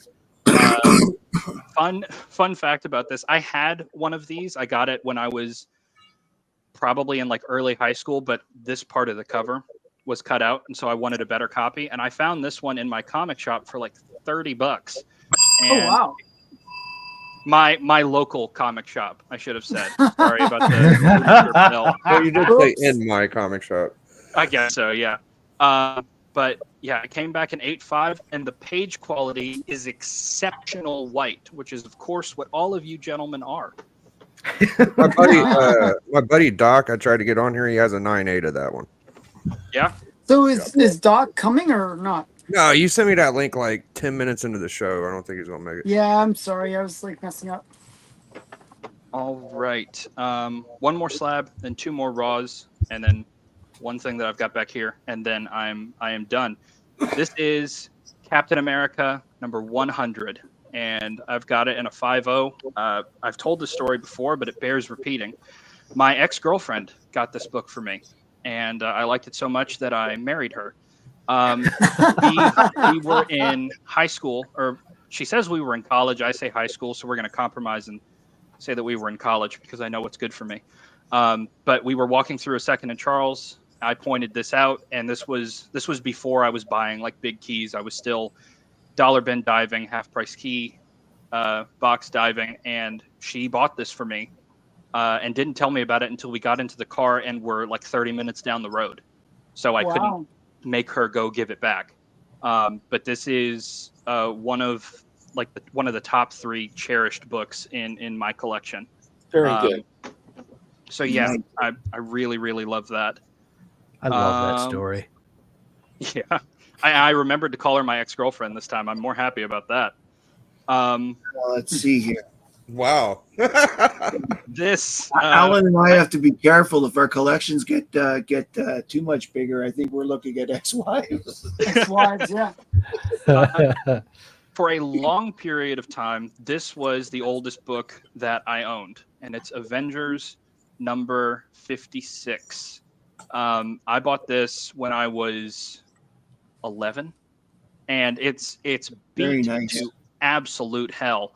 And I made it worse because I read it as a kid. This is a story about they're storming some castle. I don't know the exact context, but they're storming some castle, and the first panel is the Avengers finding Cap like hiding in a box, and he's like, "I'm sorry, I was just thinking about Bucky," and it retells the death of Bucky. So this is really, really cool. The 100 cover is the same as Marvel Super Action 1. Yep, that's what Marvel Super Action was doing with that. It's cool and great personal story. Thank you, Brooklyn. And this, my Tales of Suspense collection is not nearly as high grade as Steven's is, but this is the earliest one that I have. It is Tales of Suspense number 58. Nice. I love this cover, and I like the fact that this is the one right before they decide to make it a dual issue. They actually do fight in this issue, and of course it's like a superhero misunderstanding. It's not like ultra uber proto Civil War. And the last book that I'm going to show, if you'll pardon me for just a moment, is this. This is Avengers number 4, the very first Silver Age appearance of Captain America. I just recently got this back from Jeff at Comic Spa. I was able to get this at Heroes Con this past year, and got a screaming deal on it because the cover looked like a pre-finished dugout canoe. Like it was that rippled and wavy and creased. And it's been well loved. There's a wear mark down here, but the thing that the way that I've rationalized that is that's the wear mark that you would get this book if you were flipping through it and reading it. So I'm imagining like some kid bought this and loved it and read it a ton and shoved it in a shoebox and kept it, and they took care of it the way that a kid would take care of it. And so when a book has history like that, I really appreciate it. And I like sort of the story that it tells. If I get Silver Age comic books in like 9s, 9/8, that's really cool, but they don't have that sort of fingerprint. They don't feel lived in, and I feel like they should be like museum pieces. Like, what business do I have owning them? But yeah, this isn't the most sentimental book that I have, but for right now, this is the crown jewel of my collection. I'm beyond happy with owning this. You will notice two things about it. Number one, Captain America, the stripes, the red and white stripes underneath is blue. There are many, many, many of those. The stripes, there's lots of stripes. Also, it is the transition when Iron Man had the crowns up on his face mask. Yep. So I really do kind of like that. And the shield has an odd like color pattern as well, because the way that it's drawn, you can't see that. The way that it's drawn, it looks like this is like actually behind the shield, and then you've got white, red, white, and then a ring of blue, and then the center blue ring, which is not how it's normally done. But yeah, that is you said that you wanted us to end with the largest Ah, book that's a that big we one. had. That's So the does, biggest one that I've by the got. way, does that case actually act as a press as well, where it's kind of pressing the cover, or how does it work? It's not designed to, no. But the reason why I got that's from Crafty Comics, by the way. The Mhm. reason why I got that instead of getting it slabbed is one, I can take that apart if I want to, so I can go back and read it. I got home, cleaned off my desk, and very gingerly read through it, because I have a reprint of Yeah. Avenger 4, but I wanted to actually read the thing. But that case is it's removable and it's UV protective, which slabs are not. And I don't see much of a point in that. I don't know why they don't make the I'll let them cases sell it. UV protected, but oh well. Well, they have an option to upcharge people with that.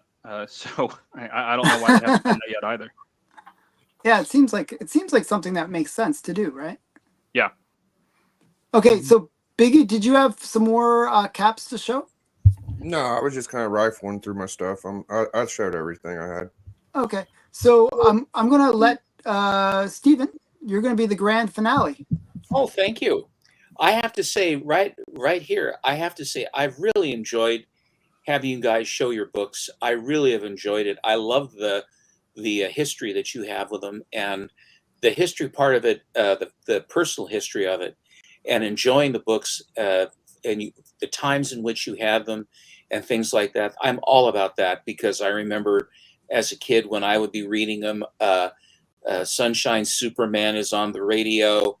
By Donovan, and I'm in a hot attic in the summer, and I'm looking in his older brothers had all these earlier 10-cent books to read from like 54, 55, 56, and stuff like that. And when I see one of those books, I can smell I could smell the attic that I was in. I can hear the music in my head. And it's just they're like time machines, because they'll take you right back. It's just, for me, it's always been that way.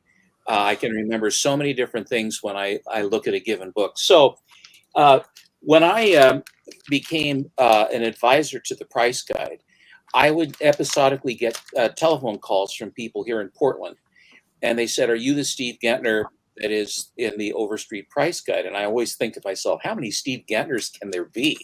I said, "Yes, I am that Steve Gentner." And they said, "Well, we have some old books that we want to do something with. Could you come over and help us figure out what to do?"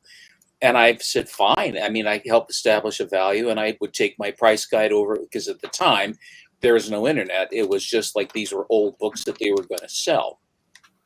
And they wanted to get some idea of what the value of them was. And so when I would go over and I would tell them what the books were worth, and I would show them how, the grade, I said, a lot of people will always, their eye will go to the far right side to read what the high price is, when in fact, it was probably the second price over. I said, because this is the damage to the book and everything like that. And so they would say, a couple times, I only did it happen like about 3 times to me. And they always say, "Would you like to buy the books?" And I said, if I do buy it, I have to buy it at the grade. I'm not going to try to hornswoggle you. And if it's not something I'm interested in, I know a couple of dealers who will not take advantage of you. They will probably give you less than I will, because they are, somewhere between 50 and 60% of guide, because they have to mark it up and they have to sell it and they have to make money on it. So, that's just the dynamic. That's how a comic shop works. So this was one that I got, and it had a pronounced spine roll to it. Where it was, there was, if you look on the underside of the book, it was like maybe 2.5 inches in. It was really rolled over. Wow. And so it was like, in that condition, it was probably a 2 or a 3. And so I paid him the 3 price. I said, you can see the condition. He says, "Yes, we know it's not in good shape." I said, "But it's an old book. So, but these are the values and this is the price. And if you're comfortable with that, I'll pay it." They said, "Thank you very much." And I got it. Years later, I had the thing cleaned and pressed by Matt Nelson, before he became the head guy of CGC. And then, but he was in the restoration part, ALLC or whatever it is, the restoration part where they remove restoration or clean and press. And when it was done, it actually came back an 8. Wow. Whoa. Wow. Great job.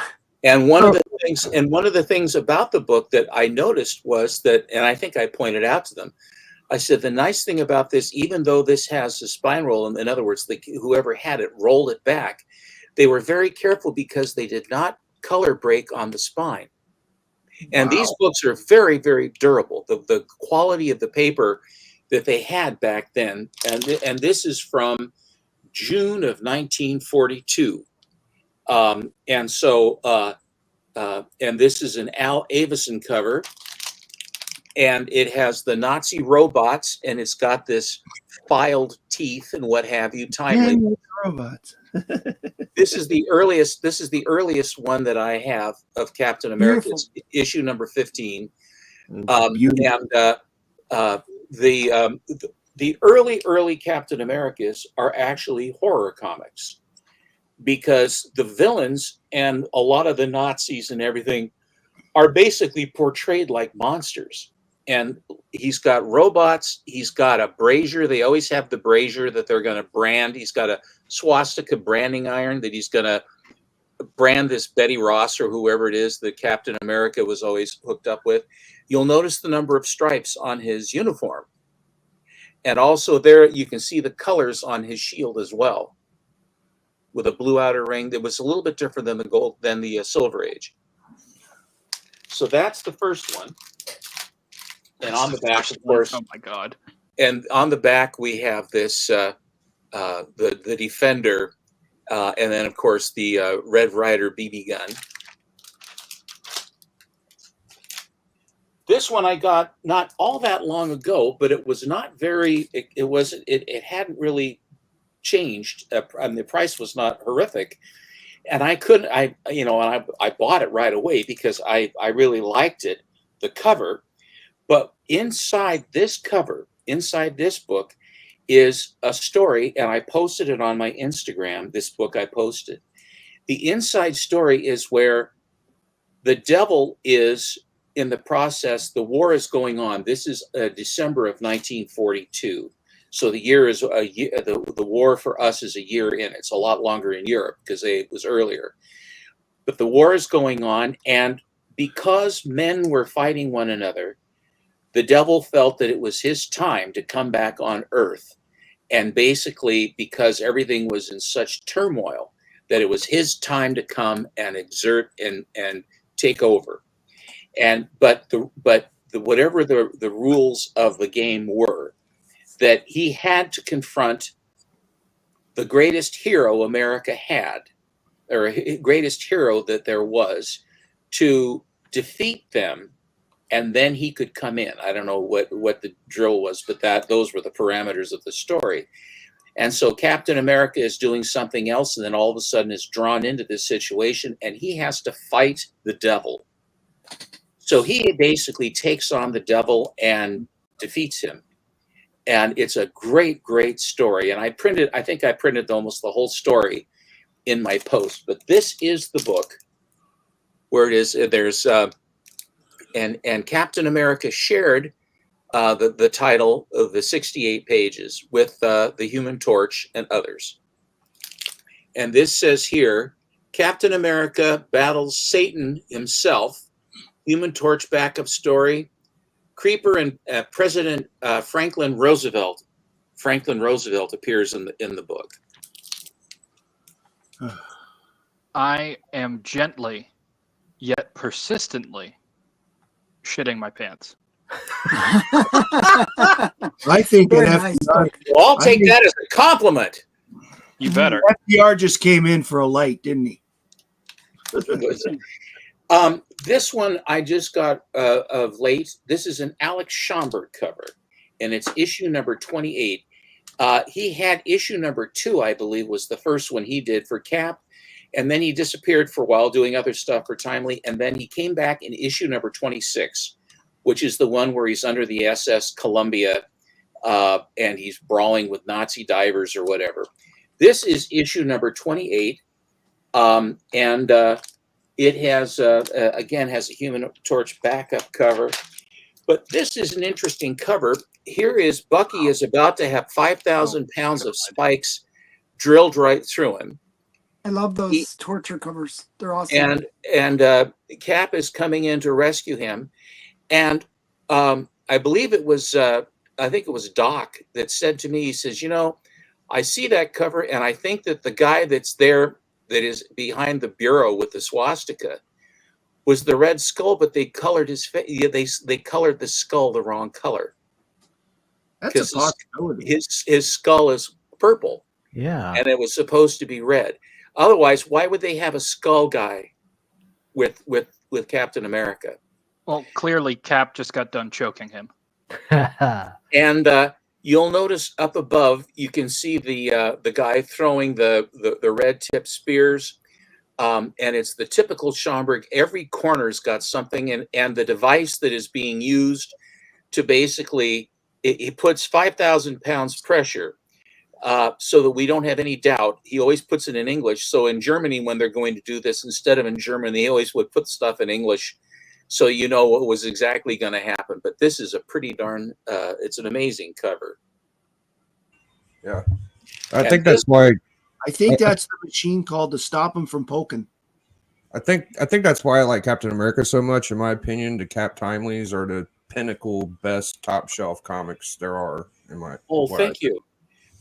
This one is from July of 1943. So that was a Schomburg cover. This one is a Sid Shores cover. Sid Shores was an artist who, when he came into Timely, there was another guy named Al Avison who was the main cover artist for Timely. And then Avison got drafted, and then he went off to Europe. And then Sid Shores came in, and then he was the main artist until he himself, too, was drafted. Thank you. And so what happened was Sid Shores went, and he was with Patton in the Third Army. And I believe it was at the Battle of the Bulge or somewhere in that vicinity. And Shores was very, very badly wounded. And so they evacuated him to England. And then that's where he was until the end of the war and sometime after the war. And then he finally then shipped back to the United States with the Operation Magic Carpet, which is what they call bringing all the soldiers back home from all over the world. It took a long time, couple years, into 46 and nearly 47 to get everybody back. They had a pecking system. You had so many points. How long have you been in? If you're an officer, things like that. And then who pecked who to be able to get onto the ship first to come home. And so you sort of had to wait. Everybody had to wait their turn because there's only so much transport. And so when he got back to the United States, he went back to work for Timely. And when he was there, Jack Kirby was there as well. And Kirby was also with Patton. But the interesting thing was they were talking, I think they were in the Timely lunchroom or whatever it is. And they were talking about, I was in the war. Oh, geez. Talking about the war. And Kirby says, well, I was with Patton. And Shore says, well, I was with Patton too. He says, what unit were you in? They were in the same unit and they didn't even know each other. And so they were sharing all this stuff. And then all of a sudden they realized they had pounded the same ground, covered the same ground and everything else. But of course, Shores got injured. But this is from September of 43, before Shores got drafted.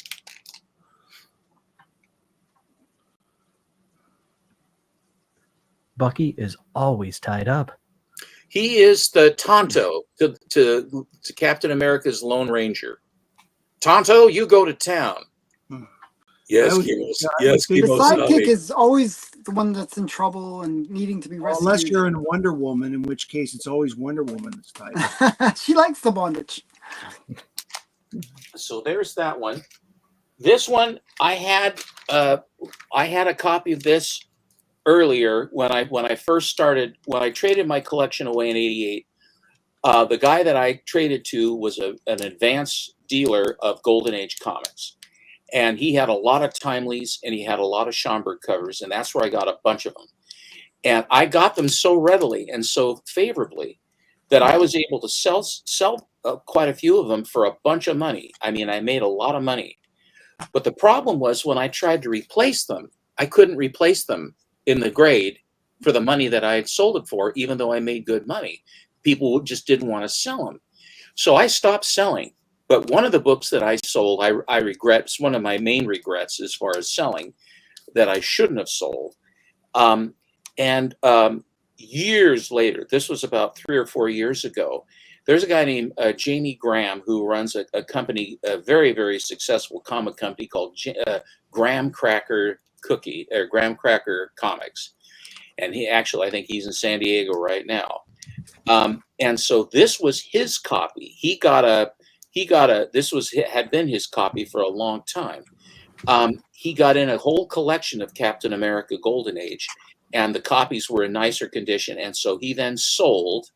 Then he basically, I had an in with a buddy of mine who knew him well. And he says, would you be interested in this book, which is the Holocaust cover? And Alex Schomburg was brave enough, and the Martin Goodman, who was a Jewish fellow, were more than brave to then show what was actually going on in Europe. And here are the Jews being loaded into the ovens, into the fire. And Captain America and Bucky are coming in, and the guys in the background all have the tags on them, getting ready to be loaded in. And Cap is absolutely screaming his brains out as he's coming in to take these guys on to go after them.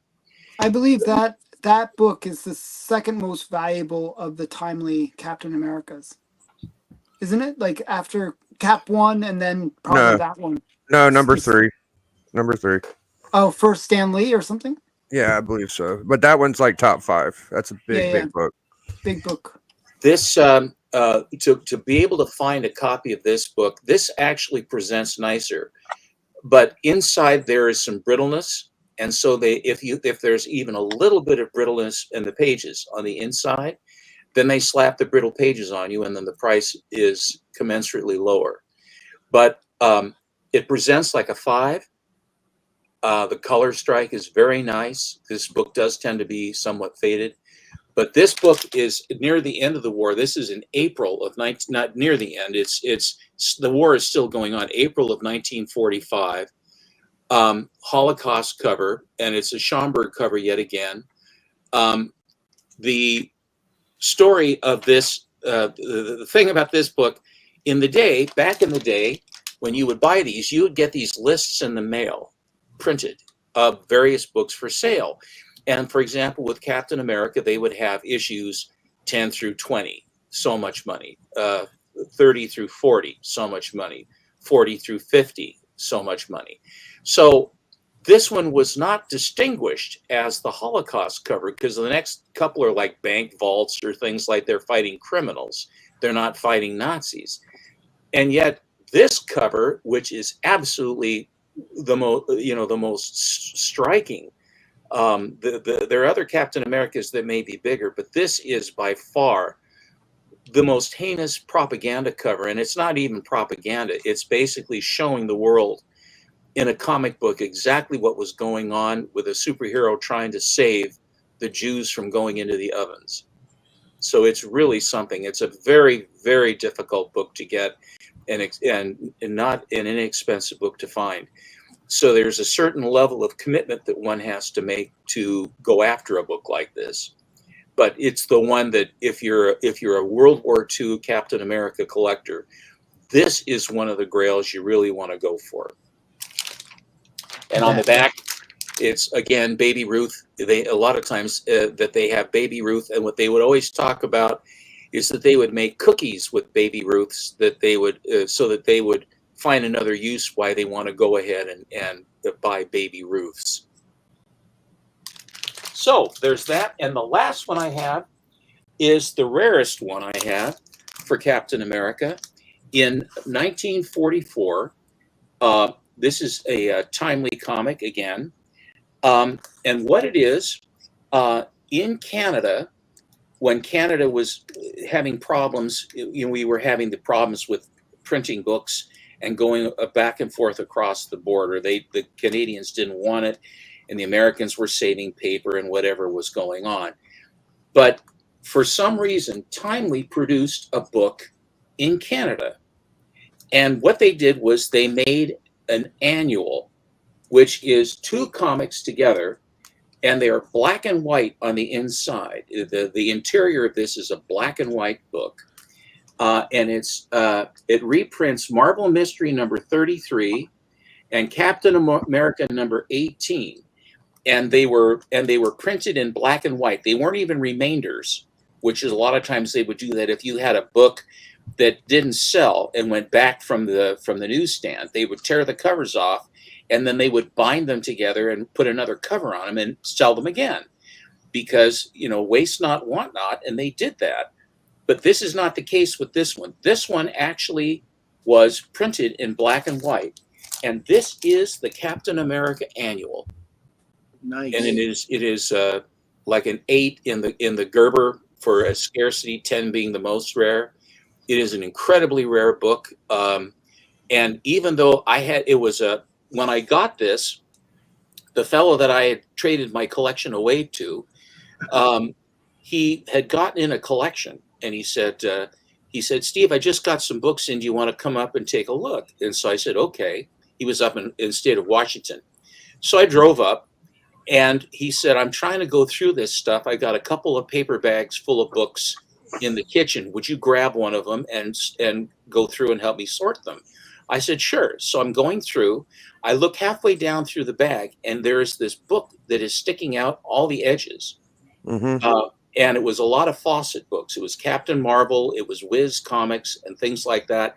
And right in the middle of this paper bag that was holding these was this book. Impressive. And so I said, whoa, what's that? He says, oh, that's the Captain America Annual. That's a very rare book. It has cardboard covers.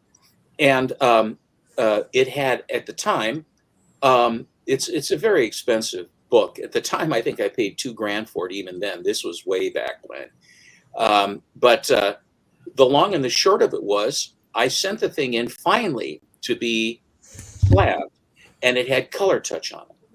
And it came back a 4.5, but I didn't like the purple label.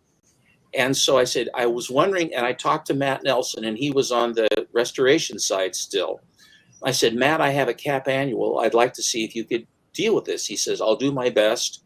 When the color is put on, then a lot of times if you try to take the color off, you can do more damage. If it's going to do more damage, then I'm going to stop it. I'm going to tell you, and then we'll put it back in the slab. I said, okay. So he went through and he got all the color off, and it came back a 3.0 blue label. This is the second highest graded copy of this book. Wow. In a blue label. That's how rare they are. Wow. That's crazy. Yeah, when you said that the Holocaust book was the second expensive, I knew you had this book, and I say this is a bigger book in my opinion. Well, it's certainly a rarer book than Much rarer. the Well, other. if it's a Canadian version, there wouldn't be a lot of copies to begin with. So No. what's the top grade on the census for this book? I don't know, 3.5. Oh But wow, that's crazy. The thing about it is, you'll notice that it's a little bit dirty. They couldn't get the grime off of it. They use this dry cleaning method where they can't actually, if you basically immerse the book and do the way they used to do it in the old days, you could get it clean, but then it would be restored because you didn't clean it the right way. It wasn't clean in the prescribed manner, and they hit you with restoration. That's what a lot of the big books back in the 90s were, because before there was any onus to having a book that was cleaned and restored, then suddenly when they came up with a purple label, then it became everybody that had big books would always try to have them restored or actually conserved so that they would last and you could preserve them because they're very special books. That's what everybody did. Hey, according to Overstreet has a 2.0 at 5,500 and the 4.0 at 11,000. that's not what we're talking about. That's probably some Silver Age shit. Stepo, No. is that the only timely that has a box end? I'm sorry, Matt. Is that the only timely with the box end on it? With the what? Does it have a box end? Since you said it was an annual, usually annuals have box ends, like on the side of the spine. That box? You mean a square spine? Yeah, square bound. Yeah, it's got it. See it? Yeah, so that's the only timely with the square bound, as far as I know. Also, right? I think you're right, and it still has quite a bit of the spine is still there. It's a very odd color with green and everything, green and red. And the inside, the back cover is blank. The inside of the back cover is blank, and the inside of the cover is blank as well. So they don't have any indices, and then the rest of the balance of the book is black and white. That's what I'm looking at here. It's 132 pages, black and white, 1942 Canadian, very rare. For 5K. Inside cover. No. This is a 10 years ago one. Oh yeah, I would guess for 10 years ago, Matt. Yeah, what are you talking about, man? Come on, man. But this is the Overstreet. It's like so obviously it's a lot more expensive, but I'm giving you numbers to give you an idea. 5,500 in the two, and there are no prices past 8.0 at 33,000. That's why. So probably this estimate is probably the closest. I wouldn't be surprised if it wasn't a 100K book because I mean it don't sell. It's at least around 30, but it could be 100 for all we know. This is one of those ones where it comes up so rarely that the fair market value, if there is such a market, is determined at the end of the auction. You have no idea going into it. That is correct. I have shut up for the past 20 minutes because this is absolutely just a treat. Yes, I've had my face an inch from my screen trying to get a closer look at these books you're showing. The current issue has it at 5,811.6 in the current edition of Overstreet. Well, Overstreet's not a very good. I realize wherever they got those numbers, Matt, I will tell you that the Overstreet for books like this are not. And as a matter of fact, if they actually have ones that are from auction, where they have the auction prices at the front of the guide, they do not incorporate auction prices into their pricing inside the guide. And so all of the prices that are inside, well, it's not garbage. Actually, it's a handy reference. Yes. And for a lot of the minor stuff and a lot of the regular books and stuff like that, they are pretty good as far as what they are, and a pretty good approximation. But anytime you have a book that you have that is of this magnitude, then the guide is not reflective of what the book will bring. And I knew that, but the thing is, it probably doesn't sell very often. Well, they aren't, because they never come up for sale. Exactly. Right? So that's probably based on the last sale that they were ever able to find. Exactly. It's a guide. But the upshot of it is there's also a Marvel Mystery Annual. And it's also, that cover is a reprint of one of the Captain America covers, and I can't remember which issue it is. So the whole thing is a reprint. The cover is reprinted, but it's bigger, and the interior is two complete books that are, because they're it's like 68 pages or whatever, and I have the one that I got. I just got my guide in the mail today, because I'm an advisor. The guide that the advisors got was a special guide, and it's got the Teenage Mutant Ninja Turtles on the cover. Yeah, I have that one. This is the old one I was referring to. Okay, I wanted to quote from a certain author from this one, talking about Captain America. The author in question wrote that Captain America, for Golden Age books of Captain America, Green Lantern, or Green Horton will react in relation to their Silver Age counterparts, because Golden Age Captain America titles, including Captain America Comics, USA Comics, and All Select, are already very sought after and valuable books. The movies, if good, and this is written in 2009, if good, will bolster them. If the movies fall short, these Golden Age titles will continue their strong showings anyway. What horse's ass wrote that? You know who wrote that. It's you.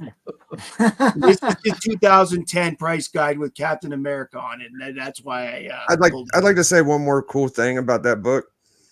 You always see those in the 10-cent. That's the only one that has like a 25-cent. Is it 15 or 25-cent? I'm sorry. I think it's 25. It's 2 bits, 25 cents. Yeah, it's so Wow. cool. That is so That's cool.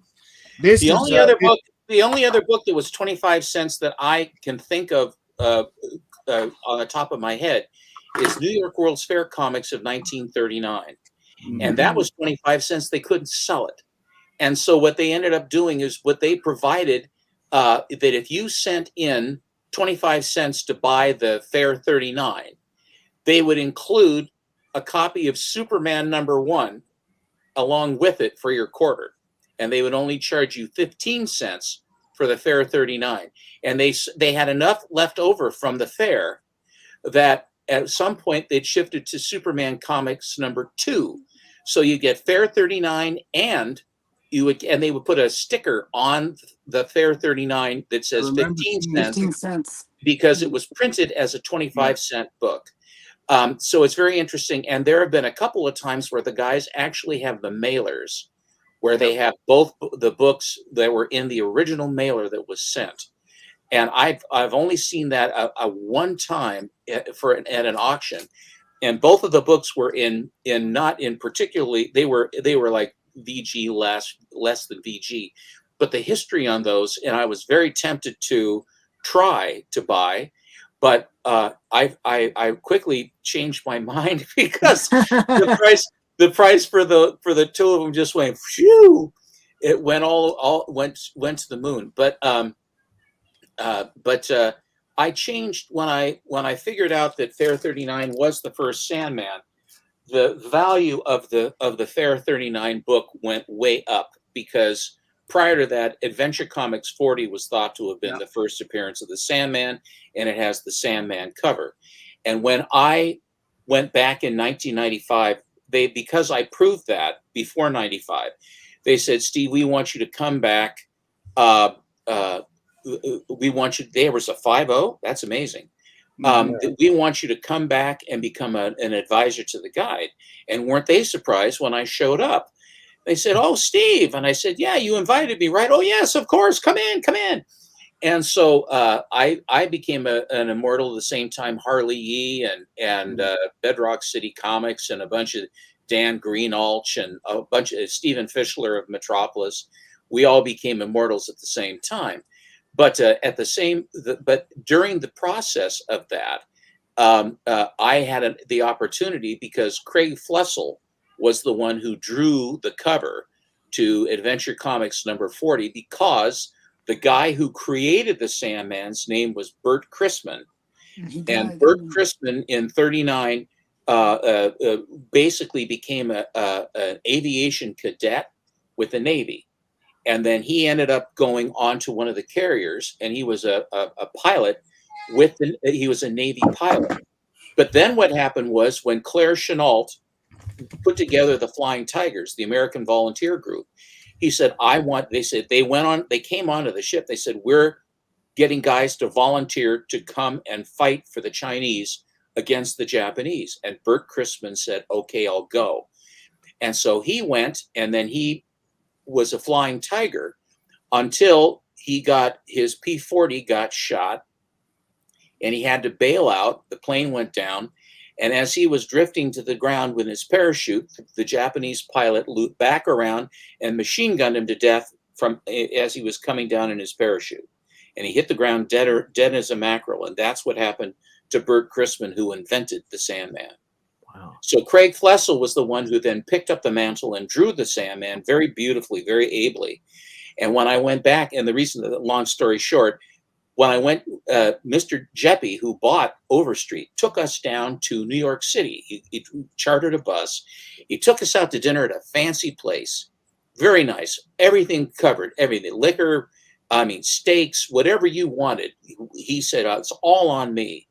And so we got on the bus, and I actually sat next to Bob Overstreet on the way down. And I argued with Bob the whole time about the Fair 39 was the first appearance of the Sandman.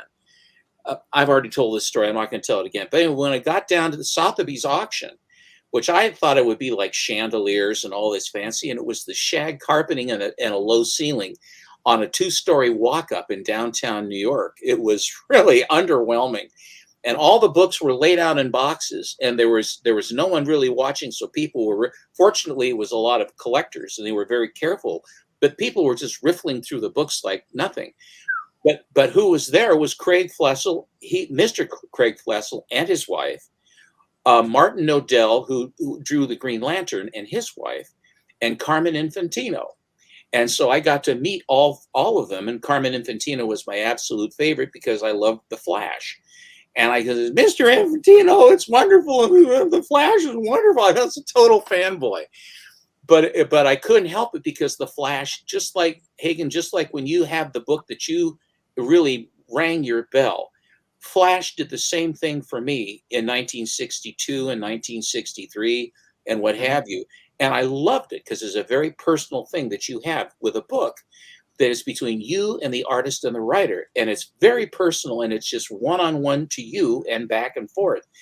And when I met Carmen, he was very, very nice man. When I shook his hand, I've told this too, I don't like guys that grab hands and try to crush your hand. There are guys that shake your hand and they're trying to, I don't know what they're trying to prove. But so I shook his hand, medium. I didn't try to grip it, really hard. His hand was like little bird bones. It was like skeletal, bony little fingers. And I instantly let up and, very gently shook his hand because I could just see it. Steve Gentner permanently injures Carmen Infantino, will never draw again. Gentner is lynched, something like that. But it was just that he was extremely nice. All of them were very nice. And then I actually bought a few Strange Tales from some pedigree collection, which I still have. But that was my story as far as, going back and then being able to be there, and the Sandman and Fair 39 and all of that other jazz, the way everything kind of connected. There's no internet when I did this either. And I had to send letters and make phone calls back to the Copyright Office of the United States. And I had to then send money, and then they had to wait for the check to clear. And then I had to wait for my turn for them to go into the records to find the dates of publication. Dates of publication meaning the first time the book was available, to establish which came first by actual government notification. Plus, they also did that to secure the title names and characters, so that if someone tried to come in, like Captain Marvel coming in with Superman, the same thing. Superman was registered and copyrighted before Captain Marvel came in, and it took decades for them to finally figure that out. But that's, in other words, that's how the people that had these characters and titles protected themselves. That's where the Ash cans came in, where they would say Action Comics, Flash Comics, various covers. And all they would do is they would print up a mock-up and put some book on the inside, some remainder book inside, and submit that to the government so they could protect the title. And that's how things went back then. So, but anyway, that's how that whole thing went down. And then with the Fair 39, and then also having the opportunity, and the fellow that I actually got the Captain America annual from was the guy that I bought my first copy of Fair 39 from, who said there have been rumors that Fair 39 actually has the first appearance of the Sandman, but no one has been able to prove it. And so Adventure 40 is the one that everybody thinks is the one it is. And then I said, well, that's like waving a red flag in front of me. I said, well, I wonder if I can find it out. It took me about 8 or 9 months to basically research to try to, finally get it done. But then I surprised them by actually showing up. And then they called me a Golden Age specialist. I don't know what that is, but they called me a Golden Age specialist. And that was that. And all the way down, Bob still said, "No, Steve, I can't." This is how he sounds. Steve, no, the Fair 39 is not if you read the story, it's not the same story. Venture 40 has the first story. I said, well, Bob, you could have the first story in a drawer and have it come out 10 years later. But that doesn't mean that's the first time that the character is available to the public to buy. And that's first appearance. A friend of mine said he saw it after Fair 39. And I said, Bob, I've got the copyright office. I actually tracked down Vincent Sullivan and talked to him, who was the guy that did the cover and was the editor of both books. I managed to track him down in upstate New York. Hell of a nice guy. Talked to him.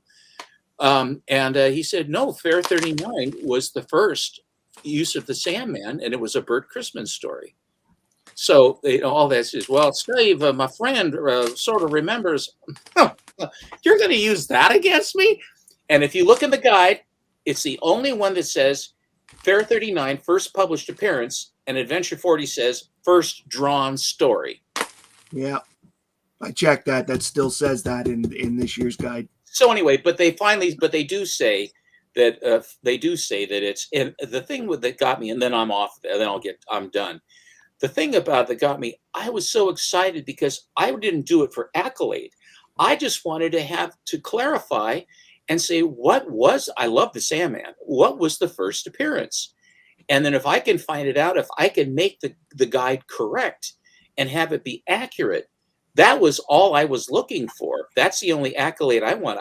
I wanted to be able to answer a question, which I did. And instead of saying, well done, Steve, well done, you came through, we're going to make the change in the guide. Thank you very much. And that's all I wanted. And I didn't get any of that. It was like, Steve, I don't think so. I just don't think it is. So I was sort of just like this Karen Pages that found out about the Okajimas, yeah, about the Okajima collection, where who were the Okajimas, the brother and sister and all this stuff. She figured it out completely. The way that she actually figured out the actual history and did all the legwork and research to figure out exactly what the Okajimas were. And I've asked her a couple times, and I said, what was your reception when you came up with all of the information and changed the history of what the Okajimas actually are? And she said, I haven't really had much conversation at all about it, but she proved it. And when I proved mine, it was always scoff and indifference and no big deal. So anyway, that's my grievance. I wanted to wait until you were done, but I have got a 2-hour drive ahead of me, but I did not want to miss this at all because I knew what you were going to be showing, Stephen. Thank you so much. Cap's my favorite character, and this was genuinely like such a huge treat to hear you talk about this and show these amazing books. And thank you.